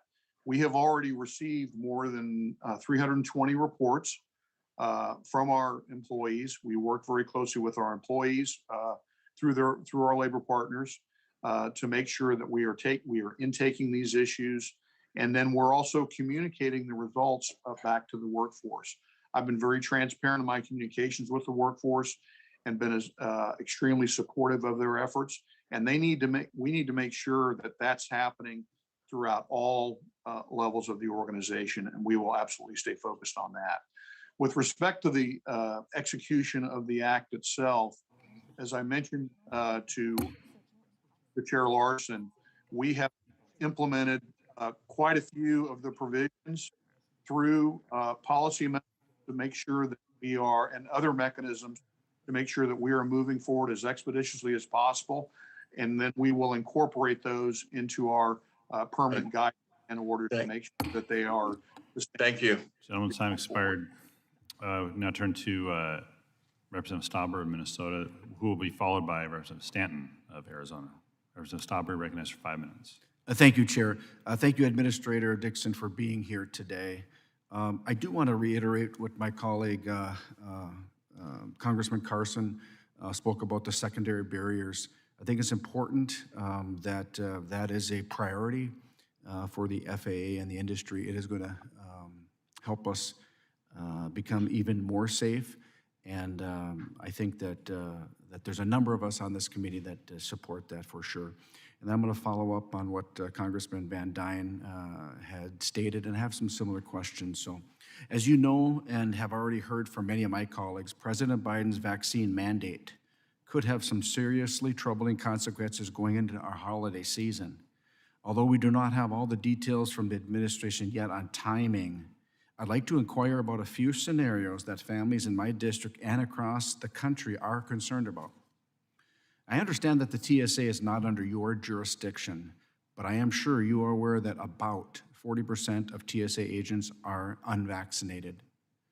What will happen to air travel over the holidays if 40% of the TSA workforce is fired, which is equivalent to about 20,000 officers on the November 22nd vaccine mandate deadline for federal workers? Well, again, my focus is on safe and open operation of the aviation system, and I know my counterpart at the TSA for his role has the same concern. So we're going to do everything that we can to make sure that commercial aviation operates uninterrupted throughout. Administrator Dixon, do you have, what's your the contingency plan you have in place if 20,000 officers are fired on November 22nd? Well, we have contingency plans for our own workforce, and I can't speak for what the TSA's contingency plans are, but I know that they have plans to deal with whatever challenges they might face. And then Administrator, what would happen to air travel if the air traffic controllers who are unvaccinated are terminated on the November 22nd vaccine mandate deadline? Again, we have dealt with this. We have lived this on a daily basis throughout the pandemic. And I'm very proud of what we have done at the FAA to keep the air traffic control system open and operating. And do you have just because my time is limited, I appreciate the answer, but do you have contingency plans for ATC deficiencies? we always have contingency plans, whether they're facilities outages or anything that would affect the availability of our employees. So the answer to that is Several air carriers have self-reported that they each have hundreds of employees who are unvaccinated. This likely equates to thousands of aviation employees who will be fired or forced to quit when the Biden vaccine mandate goes into effect. If the air carriers were to experience mass forced layoffs due to Biden's mandates, what would happen to air travel and specifically flight cancellation and delays over the busy holidays? I'm not going to speculate about that, Congressman. I know that we all have an interest, and I think the aviation industry's focus is on serving the public and making sure that people can travel in an unfettered way and that they can do so in a safe manner. And I know that the airline is focused on that. We are using their safety management systems to monitor every aspect of their operation, regardless of whether there are challenges with maintenance programs or aircraft availability or anything else. And we will continue to do that because that's part of our responsibility. Administrator Dixon, can you guarantee to Americans who are planning their holiday travel that their flight plans will not be interrupted or impacted by President Biden's vaccine mandate? I can guarantee that the FAA will be focused on aviation safety and on making sure that the air navigation system is available and open for business as we have throughout the COVID-19 pandemic. What I heard you answer is you don't know. You can't guarantee that the flight delays won't affect the American people during the busy holiday season because of the mandates. That's not what I said. I said I will guarantee that we will do everything humanly possible to make sure that the aviation system is safe and available and open for business. Thank you, Administrator, and I yield back, Mr. Chair. Thank you, Representative Stauber. Representative Stanton, you're recognized for 5 minutes. Thank you very much, Mr. Chairman. Thank you for holding this important accountability hearing. Administrator Dixon, thank you for your testimony here today. In January, the Department of Justice entered into a deferred prosecution agreement with Boeing. The agreement focused on the actions of 2 Boeing 737 MAX technical pilots, and one of those pilots was charged with 6 counts of fraud last week by the Department of Justice.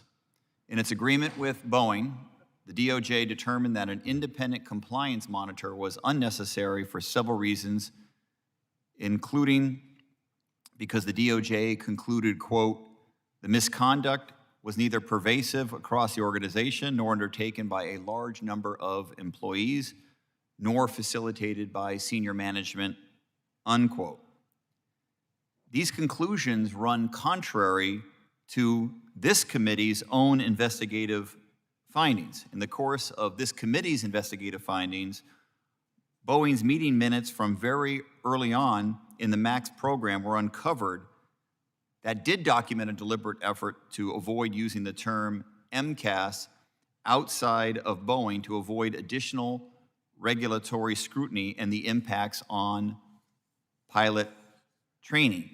The plan called for Boeing to describe MCAS as merely an addition to speed trims. Administrator Dixon, without asking you to make any assessment of criminality, are you aware of anyone else at Boeing, other than these 2 technical pilots, who tried to downplay the significance of MCAS to regulators?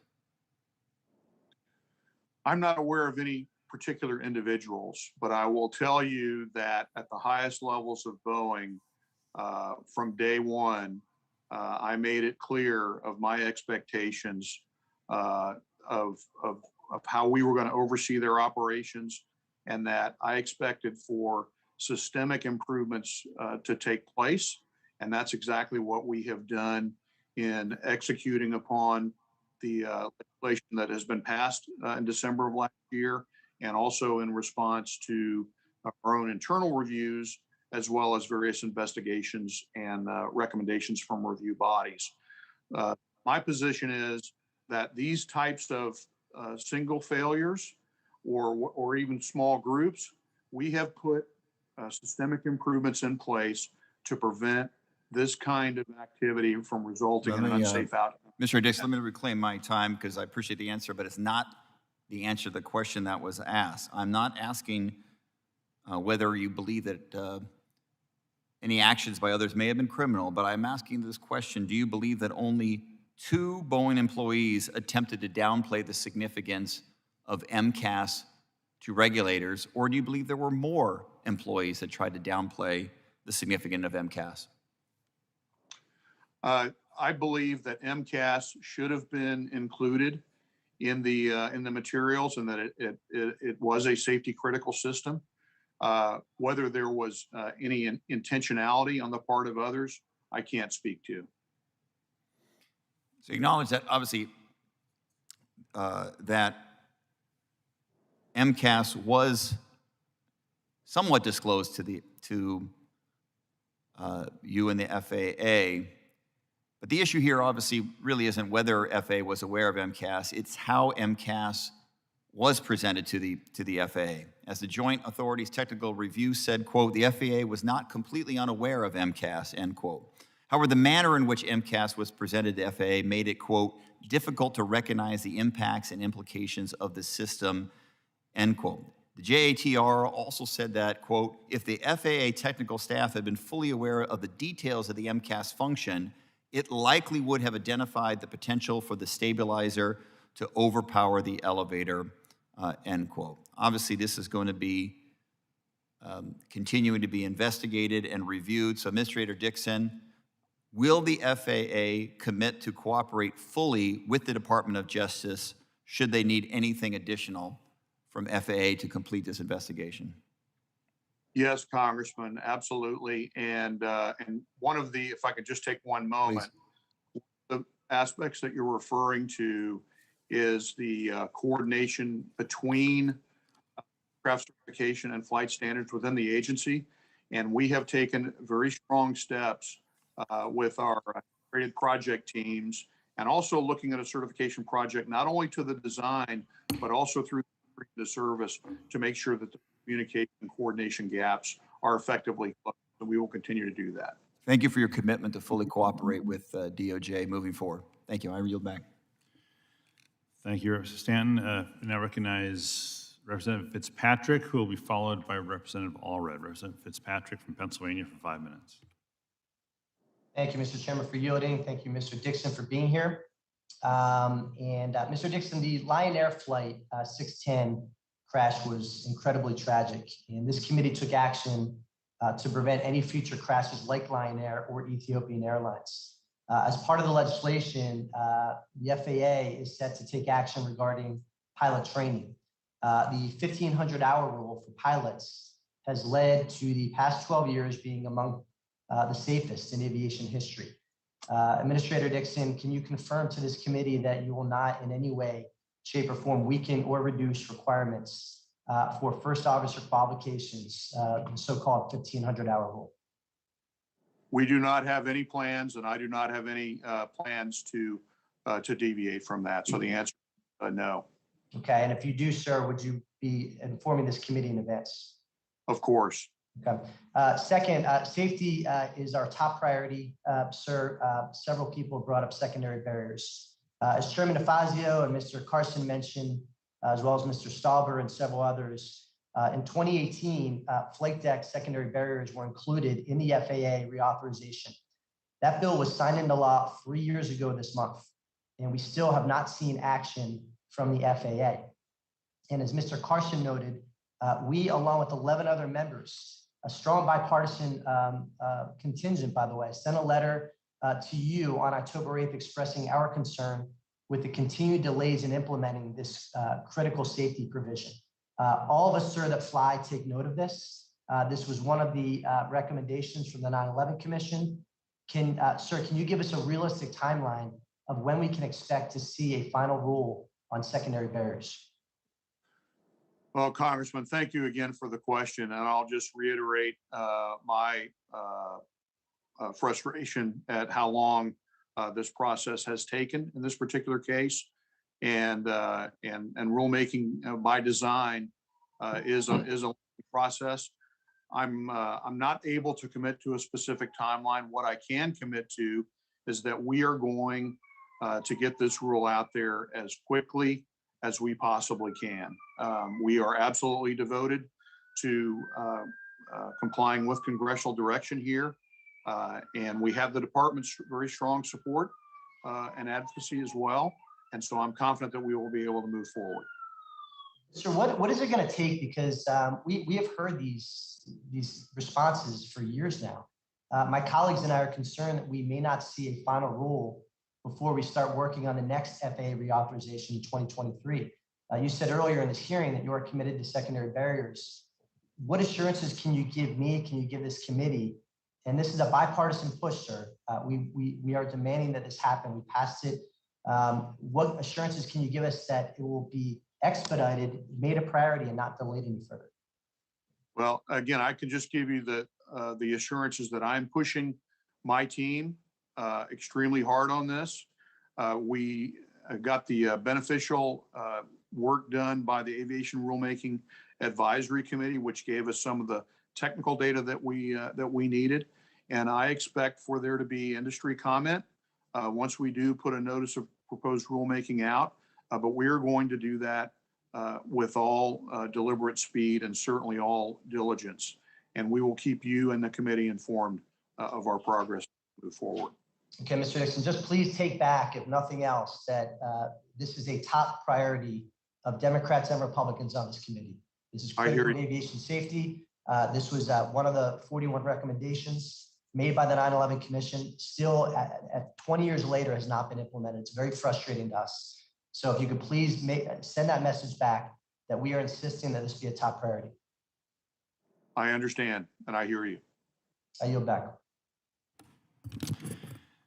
Thank you, Representative. Now calling Representative Allred of Texas for 5 minutes. Okay, thank you, Mr. Chairman, and thank you, Mr. Administrator, for being here and for appearing before our committee. One of my main concerns that I discussed over the course of our investigation and our hearings with the 737 MAX crashes was Boeing's seemingly capture of the regulatory process. And in your testimony, you mentioned that the agency is prioritizing the oversight of manufacturers now, which of course is what this is all about. And we are hopeful that that's including oversight of the organization designation authorization or ODA process. And I understand that recently the FAA sent a letter to Boeing initiating a review and expressing concerns with the company's culture and how that appears to prevent ODA members from communicating with FAA, which is one of the main things that Congress has asked FAA to address in the Aircraft Certification, Safety, and Accountability Act. And I just want to ask, first of all, has Boeing responded to your agency's letter? I'm not aware of a formal response to the letter, but we are having dialogue with them daily on this and other matters. And it is something that we are laser focused on. We are also, as I said earlier, we are involved in their safety risk management process that's designed to root out any interference between unit members and their ability to be able to communicate and work with the agency. So whether that has, I'm not aware that we've got specific correspondence back, but I will get back to you on that. Well, I think that a letter of that kind from your agency should be responded to formally and informally, and we certainly are interested in what that response is. And I'm, I guess, addressing the concerns over Boeing's ODA process. I'm wondering whether you think something more dramatic needs to be done in terms of addressing the culture there, whether there needs to be some kind of a pause in that process or some kind of intervention of some kind, because it sounds like you're having an ongoing discussion, but that, to be honest with you, sort of sounds similar to what was occurring before when these oversights were allowed into the process and of course led to these horrible crashes. Do you feel confident right now in Boeing's ODA process and what we're doing, our work with them? Well, thank you for the question and the opportunity to respond in some more detail. Again, cultural issues require constant attention. And I've seen several indications of the kind of improvements that I'm looking for, but I don't know that you would ever be complacent or satisfied. This is always going to be an area of focus, not just, I mean, with any regulated entity, to make sure that undesirable issues are not percolating into the relationship.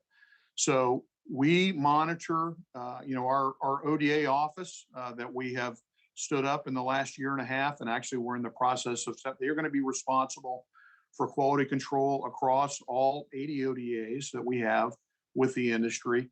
But with Boeing in particular, for example, their number of voluntary disclosures where they are bringing things forward that they weren't before, those are providing us with information and data that we didn't have visibility into before, so that we can make sure that they are systematically taking those issues, doing it with transparency and driving down those risks.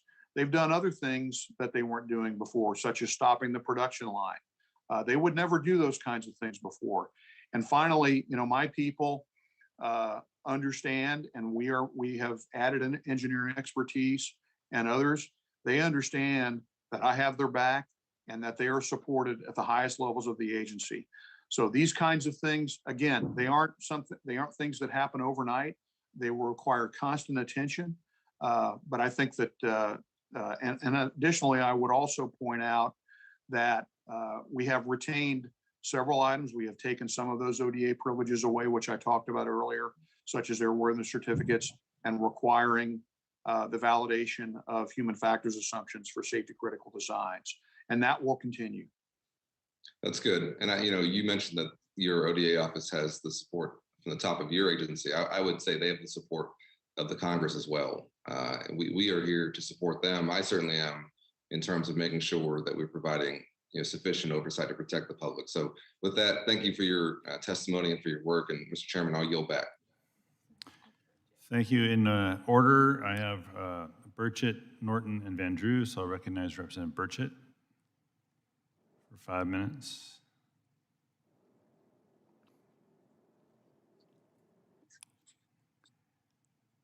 Representative Burchett.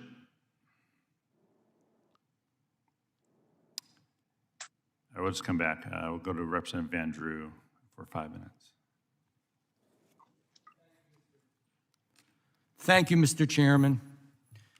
Good afternoon, Administrator Dixon. Thank you for appearing before the House Subcommittee on Aviation, and thank you for your exemplary leadership over the past 2 years. In August, the FAA submitted a reprogramming request to the Congress that would radically reorganize the FAA's research, development, testing, and evaluation functions. The FAA has gone to great lengths to obscure the proposal. The request was submitted after the House had already passed its transportation funding bill. The FAA is using evasive tactics to sneak through bad policy that affects 1,000 FAA workers at a minimum and $1 billion worth of taxpayers' money. Today, I will share with you and everyone the truth of what the FAA is proposing. Administrator, I sent you a comprehensive letter of many shortcomings of this proposal. I highly recommend my colleagues read this letter, which I request submit to the record.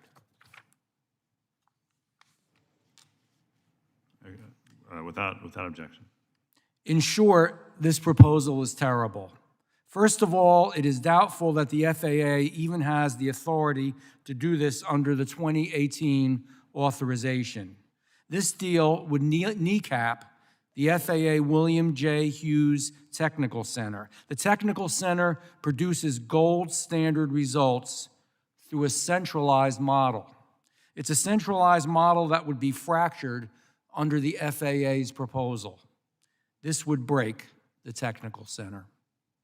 The proposal also sets the drone industry back at least a decade.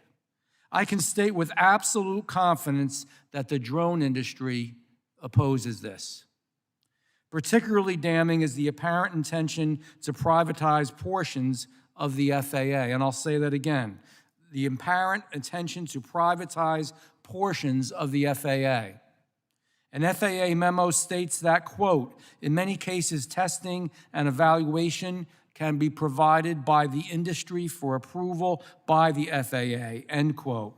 And that, quote, the testing workforce may need to shift experts under contract and consultancy, end quote. This privatization strategy threatens the FAA's independent oversight over the aviation industry. In my letter, I request that the FAA's proposal be formally withdrawn. Administrator, I make that request again today.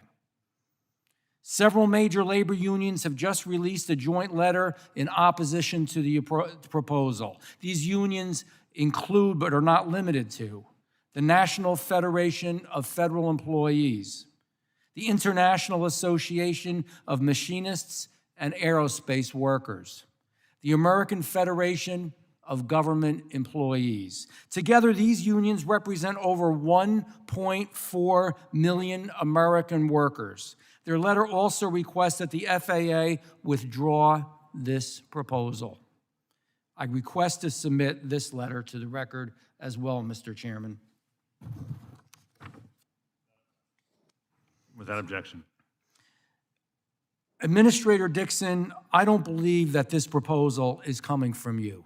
I do not believe it's coming from you, nor do I believe that it is even coming from this administration.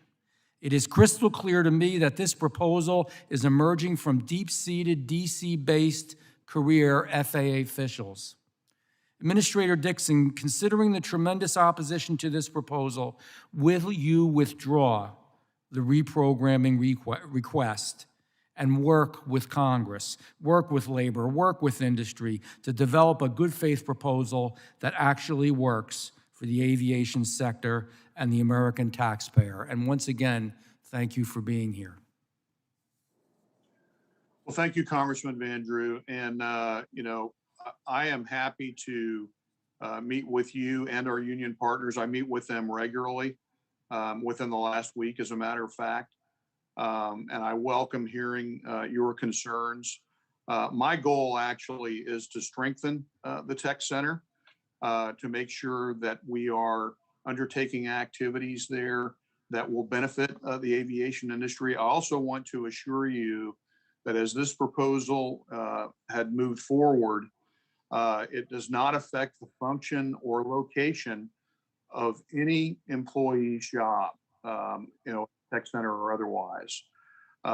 And this really is a management reporting realignment. It is putting the tech center on a more equal footing with our aeronautical center in Oklahoma City, which has been a tremendous success. And I believe, this will actually act to strengthen the tech center, but I certainly would be interested in hearing your thoughts and those of our labor partners as we move forward. I look forward to that. I have great concerns. Thank you. I yield back. Chair recognizes Representative Lynch of Massachusetts for 5 minutes. Thank you, Mr. Chairman.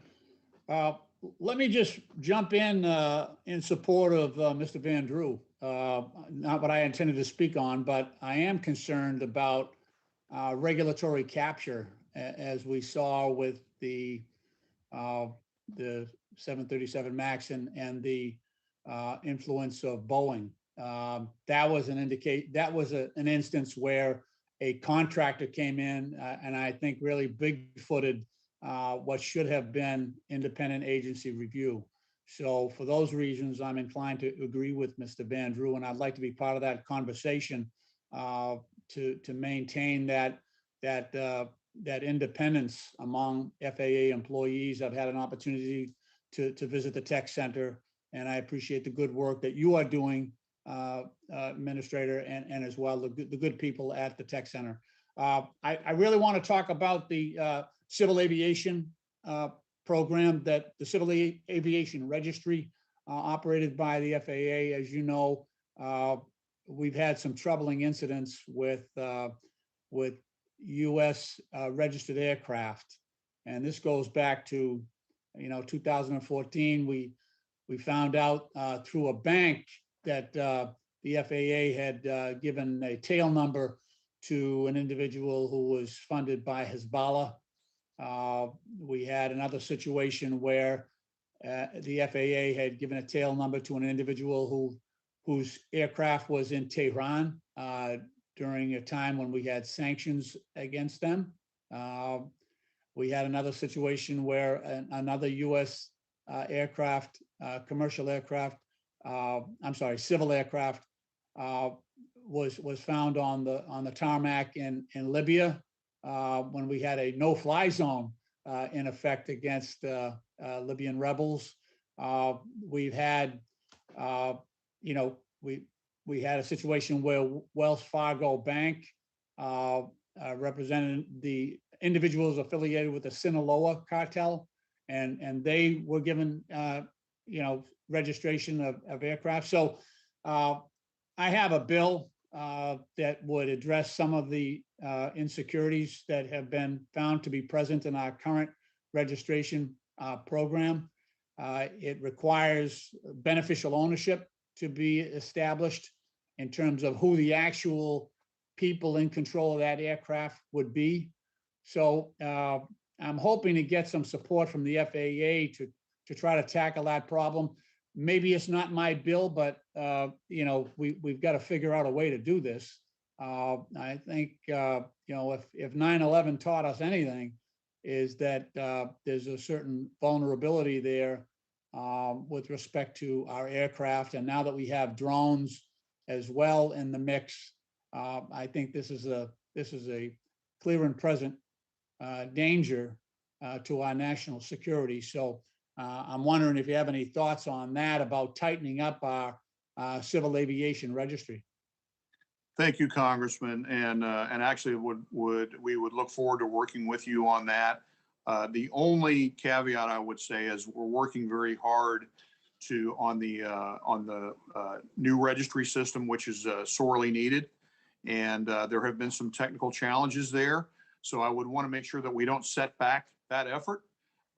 Because that is something that needs to get across the finish line.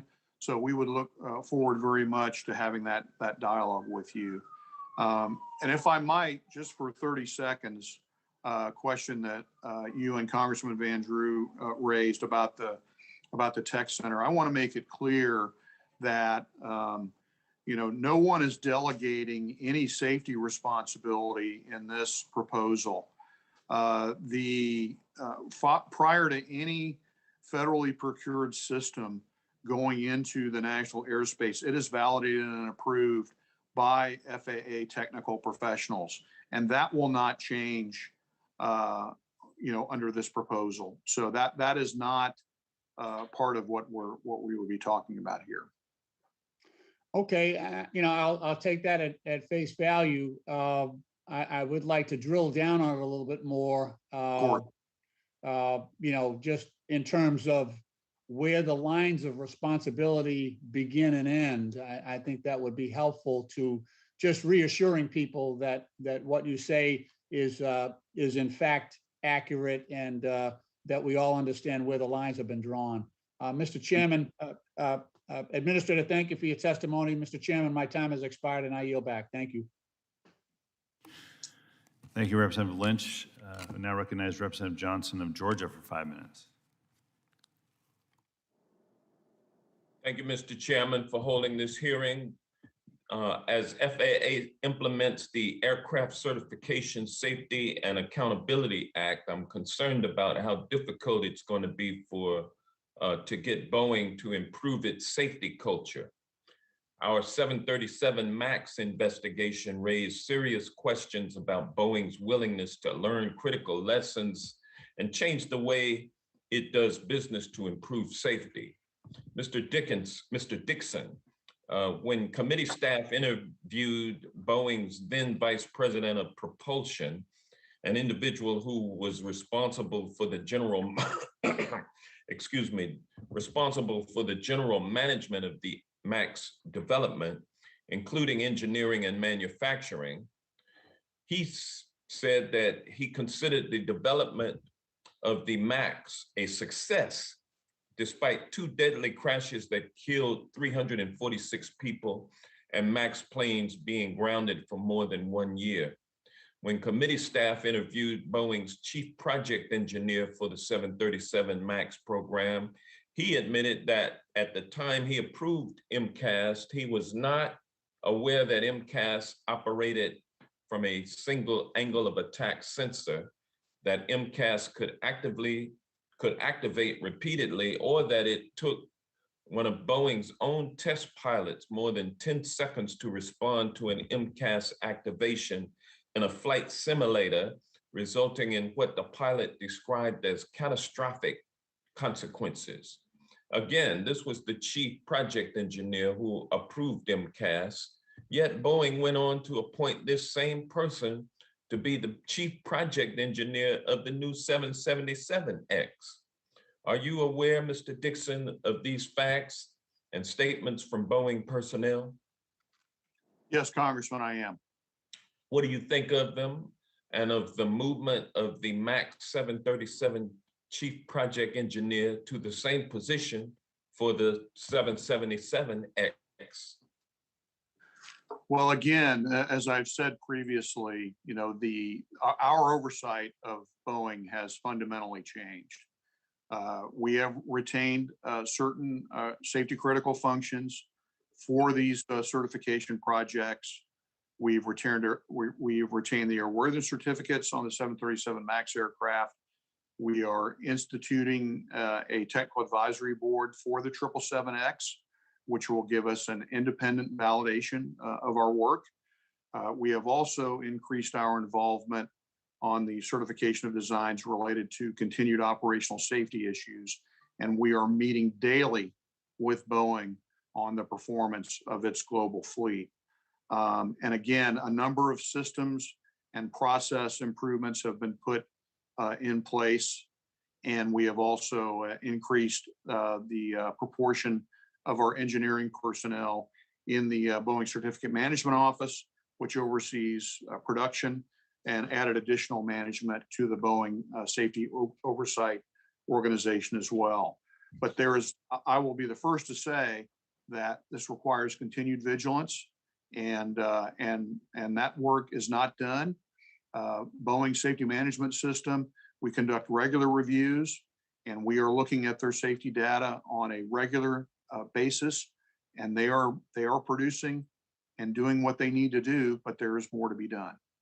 All right, thank you. If Boeing considers the 737 MAX program a success and the same individual responsible for approving MCAS is now in charge of Boeing's new 777X, what is the FAA doing as part of its implementation of the Aircraft Certification Safety and Accountability Act to get Boeing to improve its safety culture and ensure that the 777X doesn't suffer the same fate as the 737 MAX? Well, again, these are systematic improvements so that an individual or a failure in an individual process cannot result in a consequential safety impact. And that redundancy is built into the safety management system, that's built into the data and the reporting that Boeing is now generating, that the FAA has visibility into. It's part of the reset of the relationship. And that will continue going forward as Boeing's safety management system matures. These cultural changes require constant vigilance. And my experience in the airline industry is it takes, some time for all levels of the organization be fully executing on these estimate processes. And that's what we're on, making the process and matures accordingly so that they produce a safe product. Representative, time has expired. Thank you. Chair calls on Congresswoman Norton. to express an interest in questions.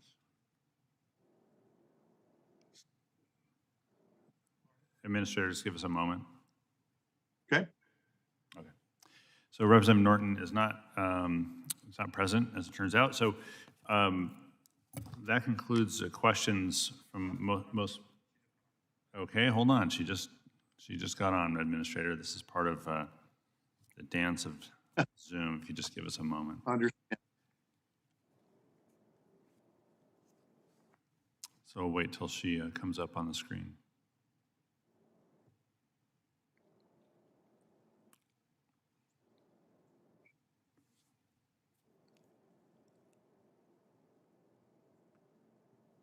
We're still here, just waiting.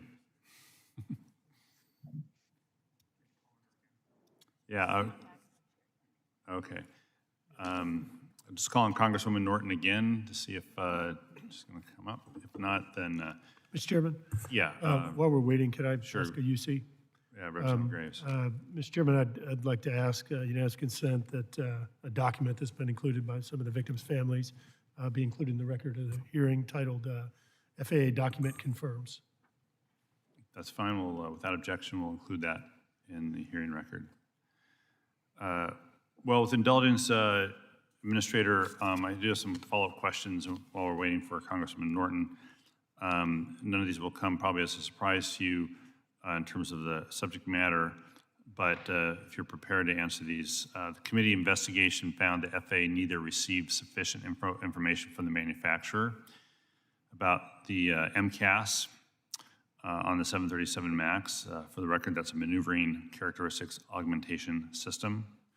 Nor did the FAA receive information through appropriate channels. So what changes to the process has the FAA done to ensure the manufacturers disclose all appropriate information to the FAA during the certification process? Well, Chair Larson, I spoke to this somewhat in the dialogue about our interaction, our changes in the way that we oversee Boeing. And, the safety management system, once it's in place, it put certain reporting requirements in place based on the data that they're seeing in their design and production systems. So we have worked very closely with them. And as I said, we meet daily. We're going beyond our normal continued operational safety processes to monitor the performance of the fleet around the world in near real time. We're also having dialogue with their customers to make sure that the relationship with the airline for operating their aircraft to see what they're hearing. So we're getting at this through several different mechanisms to make sure that information is coming to us in a timely fashion as these projects move forward. And on the safety management system rule, you discussed the SMS and the voluntary SMS, but when will the FAA publish a rule on SMS? We expect to have an NPR. How can I get the sound? Sorry, Congressman Norton, if you could mute for now, and I'll call on you when my questions are done. Thank you, Administrator. Raven. Administrator.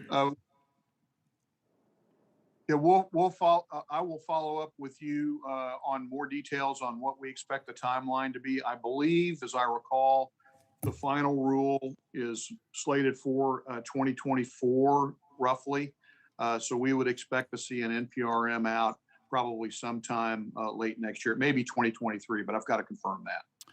Thank you. And can you clarify on the ODA system with regards to appointing unit members that you are, the deadline is January 1 of next year, 2022, a couple of months. But I understand you expect to issue final policy documents for manufacturers and FAA employees in February 22. Is that accurate? That's correct. We have already issued specific direction for the appointment of unit members and advisors within the last 10 days, I believe. All right. And then final question before we go to Congressman Norton. The bill requires the FAA to take leadership in evaluating pilot training and standards, as you know. FAA also must ensure airplane manufacturers, engineers, and pilots fully assess human factors. Could you be specific about the progress made on implementing those requirements with regards to incorporating human factors into requirements? Sure. We are, first of all, we're requiring air carrier pilots to, in terms of pilot training, to regularly demonstrate manual flight operation skills. They do it in all training programs, initial, upgrade, and recurrent. In March of 2019, we required pilots to complete upset prevention recovery training. I mentioned this in response to Congressman Sam Graves' question earlier. We are also drafting, and is near completion, a new advisory circular on flight path management. This will provide guidance tied to air carrier training requirements on manual flying skills, managing automation, energy management, and situational awareness and pilot monitoring. Also, consistent with congressional direction, we tasked our Airman Certification System working group to complete an Airman Certification Standards call to action. And this brings us together to review how current standards affect pilot competency in manual flying skills. And then finally, I think to the last portion of your question, we have retained the any delegation of safety critical systems that have a human factors interface.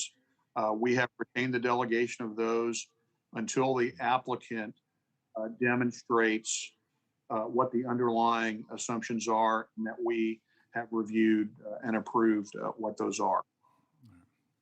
Thank you. Thank you. And now I'm going to turn to Congresswoman Holmes Norton for 5 minutes. You're recognized.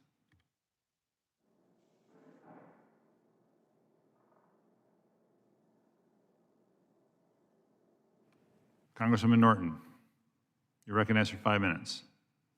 I'm sorry, I was on mute.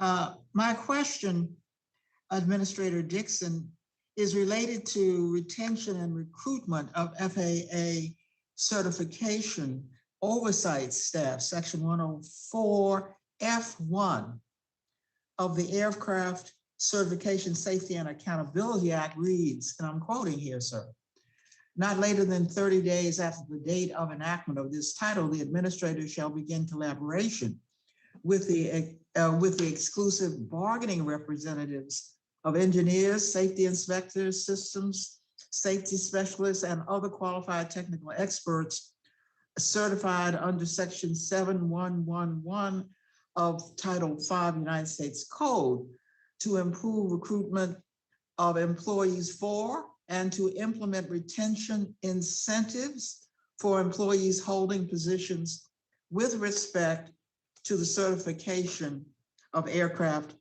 engineers, aircraft engines, propellers, and appliances. That's pretty long, but that's the quote.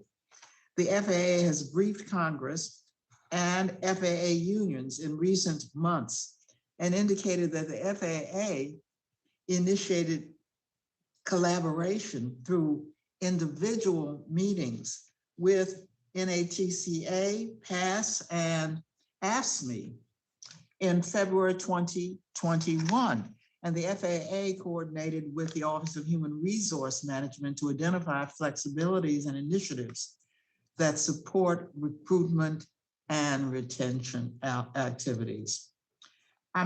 May I ask you, what specifically has the Federal Aviation Administration done to collaborate with labor unions that represent the engineers, safety inspectors, system safety specialists, and other qualified technical experts to improve the recruitment of employees for and to implement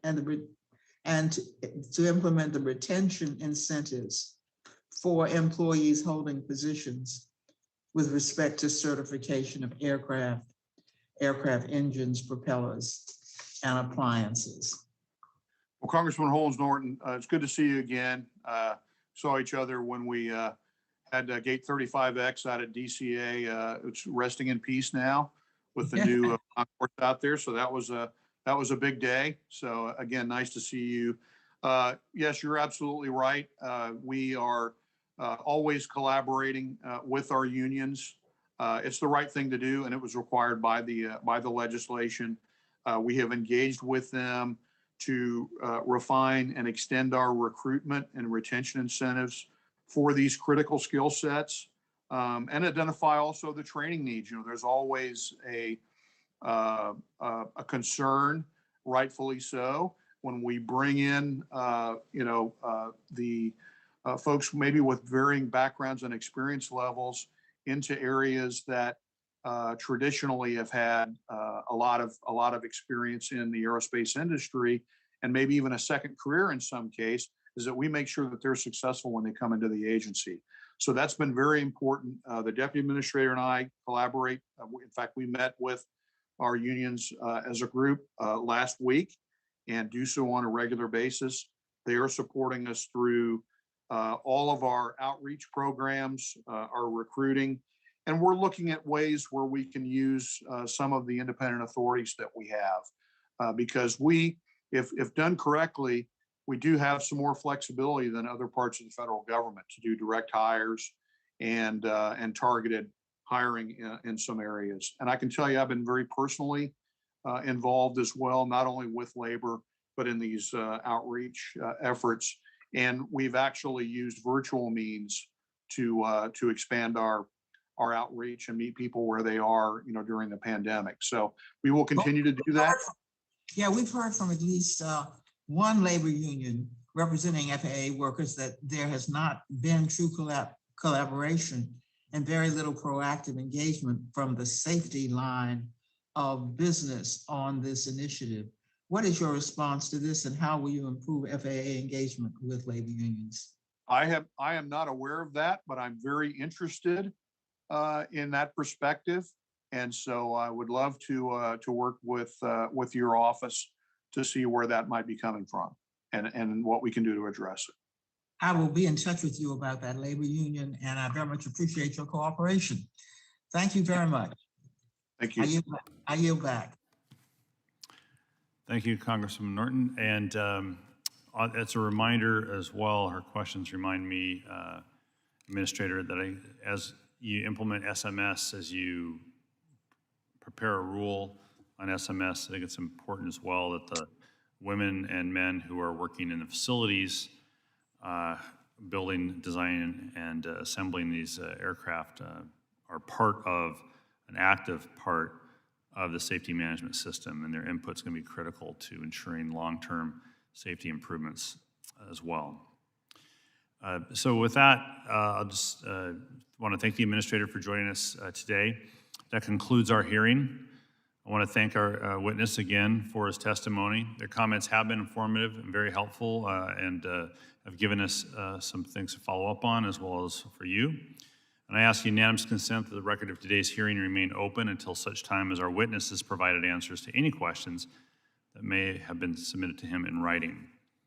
I also ask unanimous consent that the record remain open for 15 days for any additional comments and information submitted by members or the witness to be included in the record of today's hearing. Without objection, so ordered. And the Subcommittee on Aviation now stands adjourned.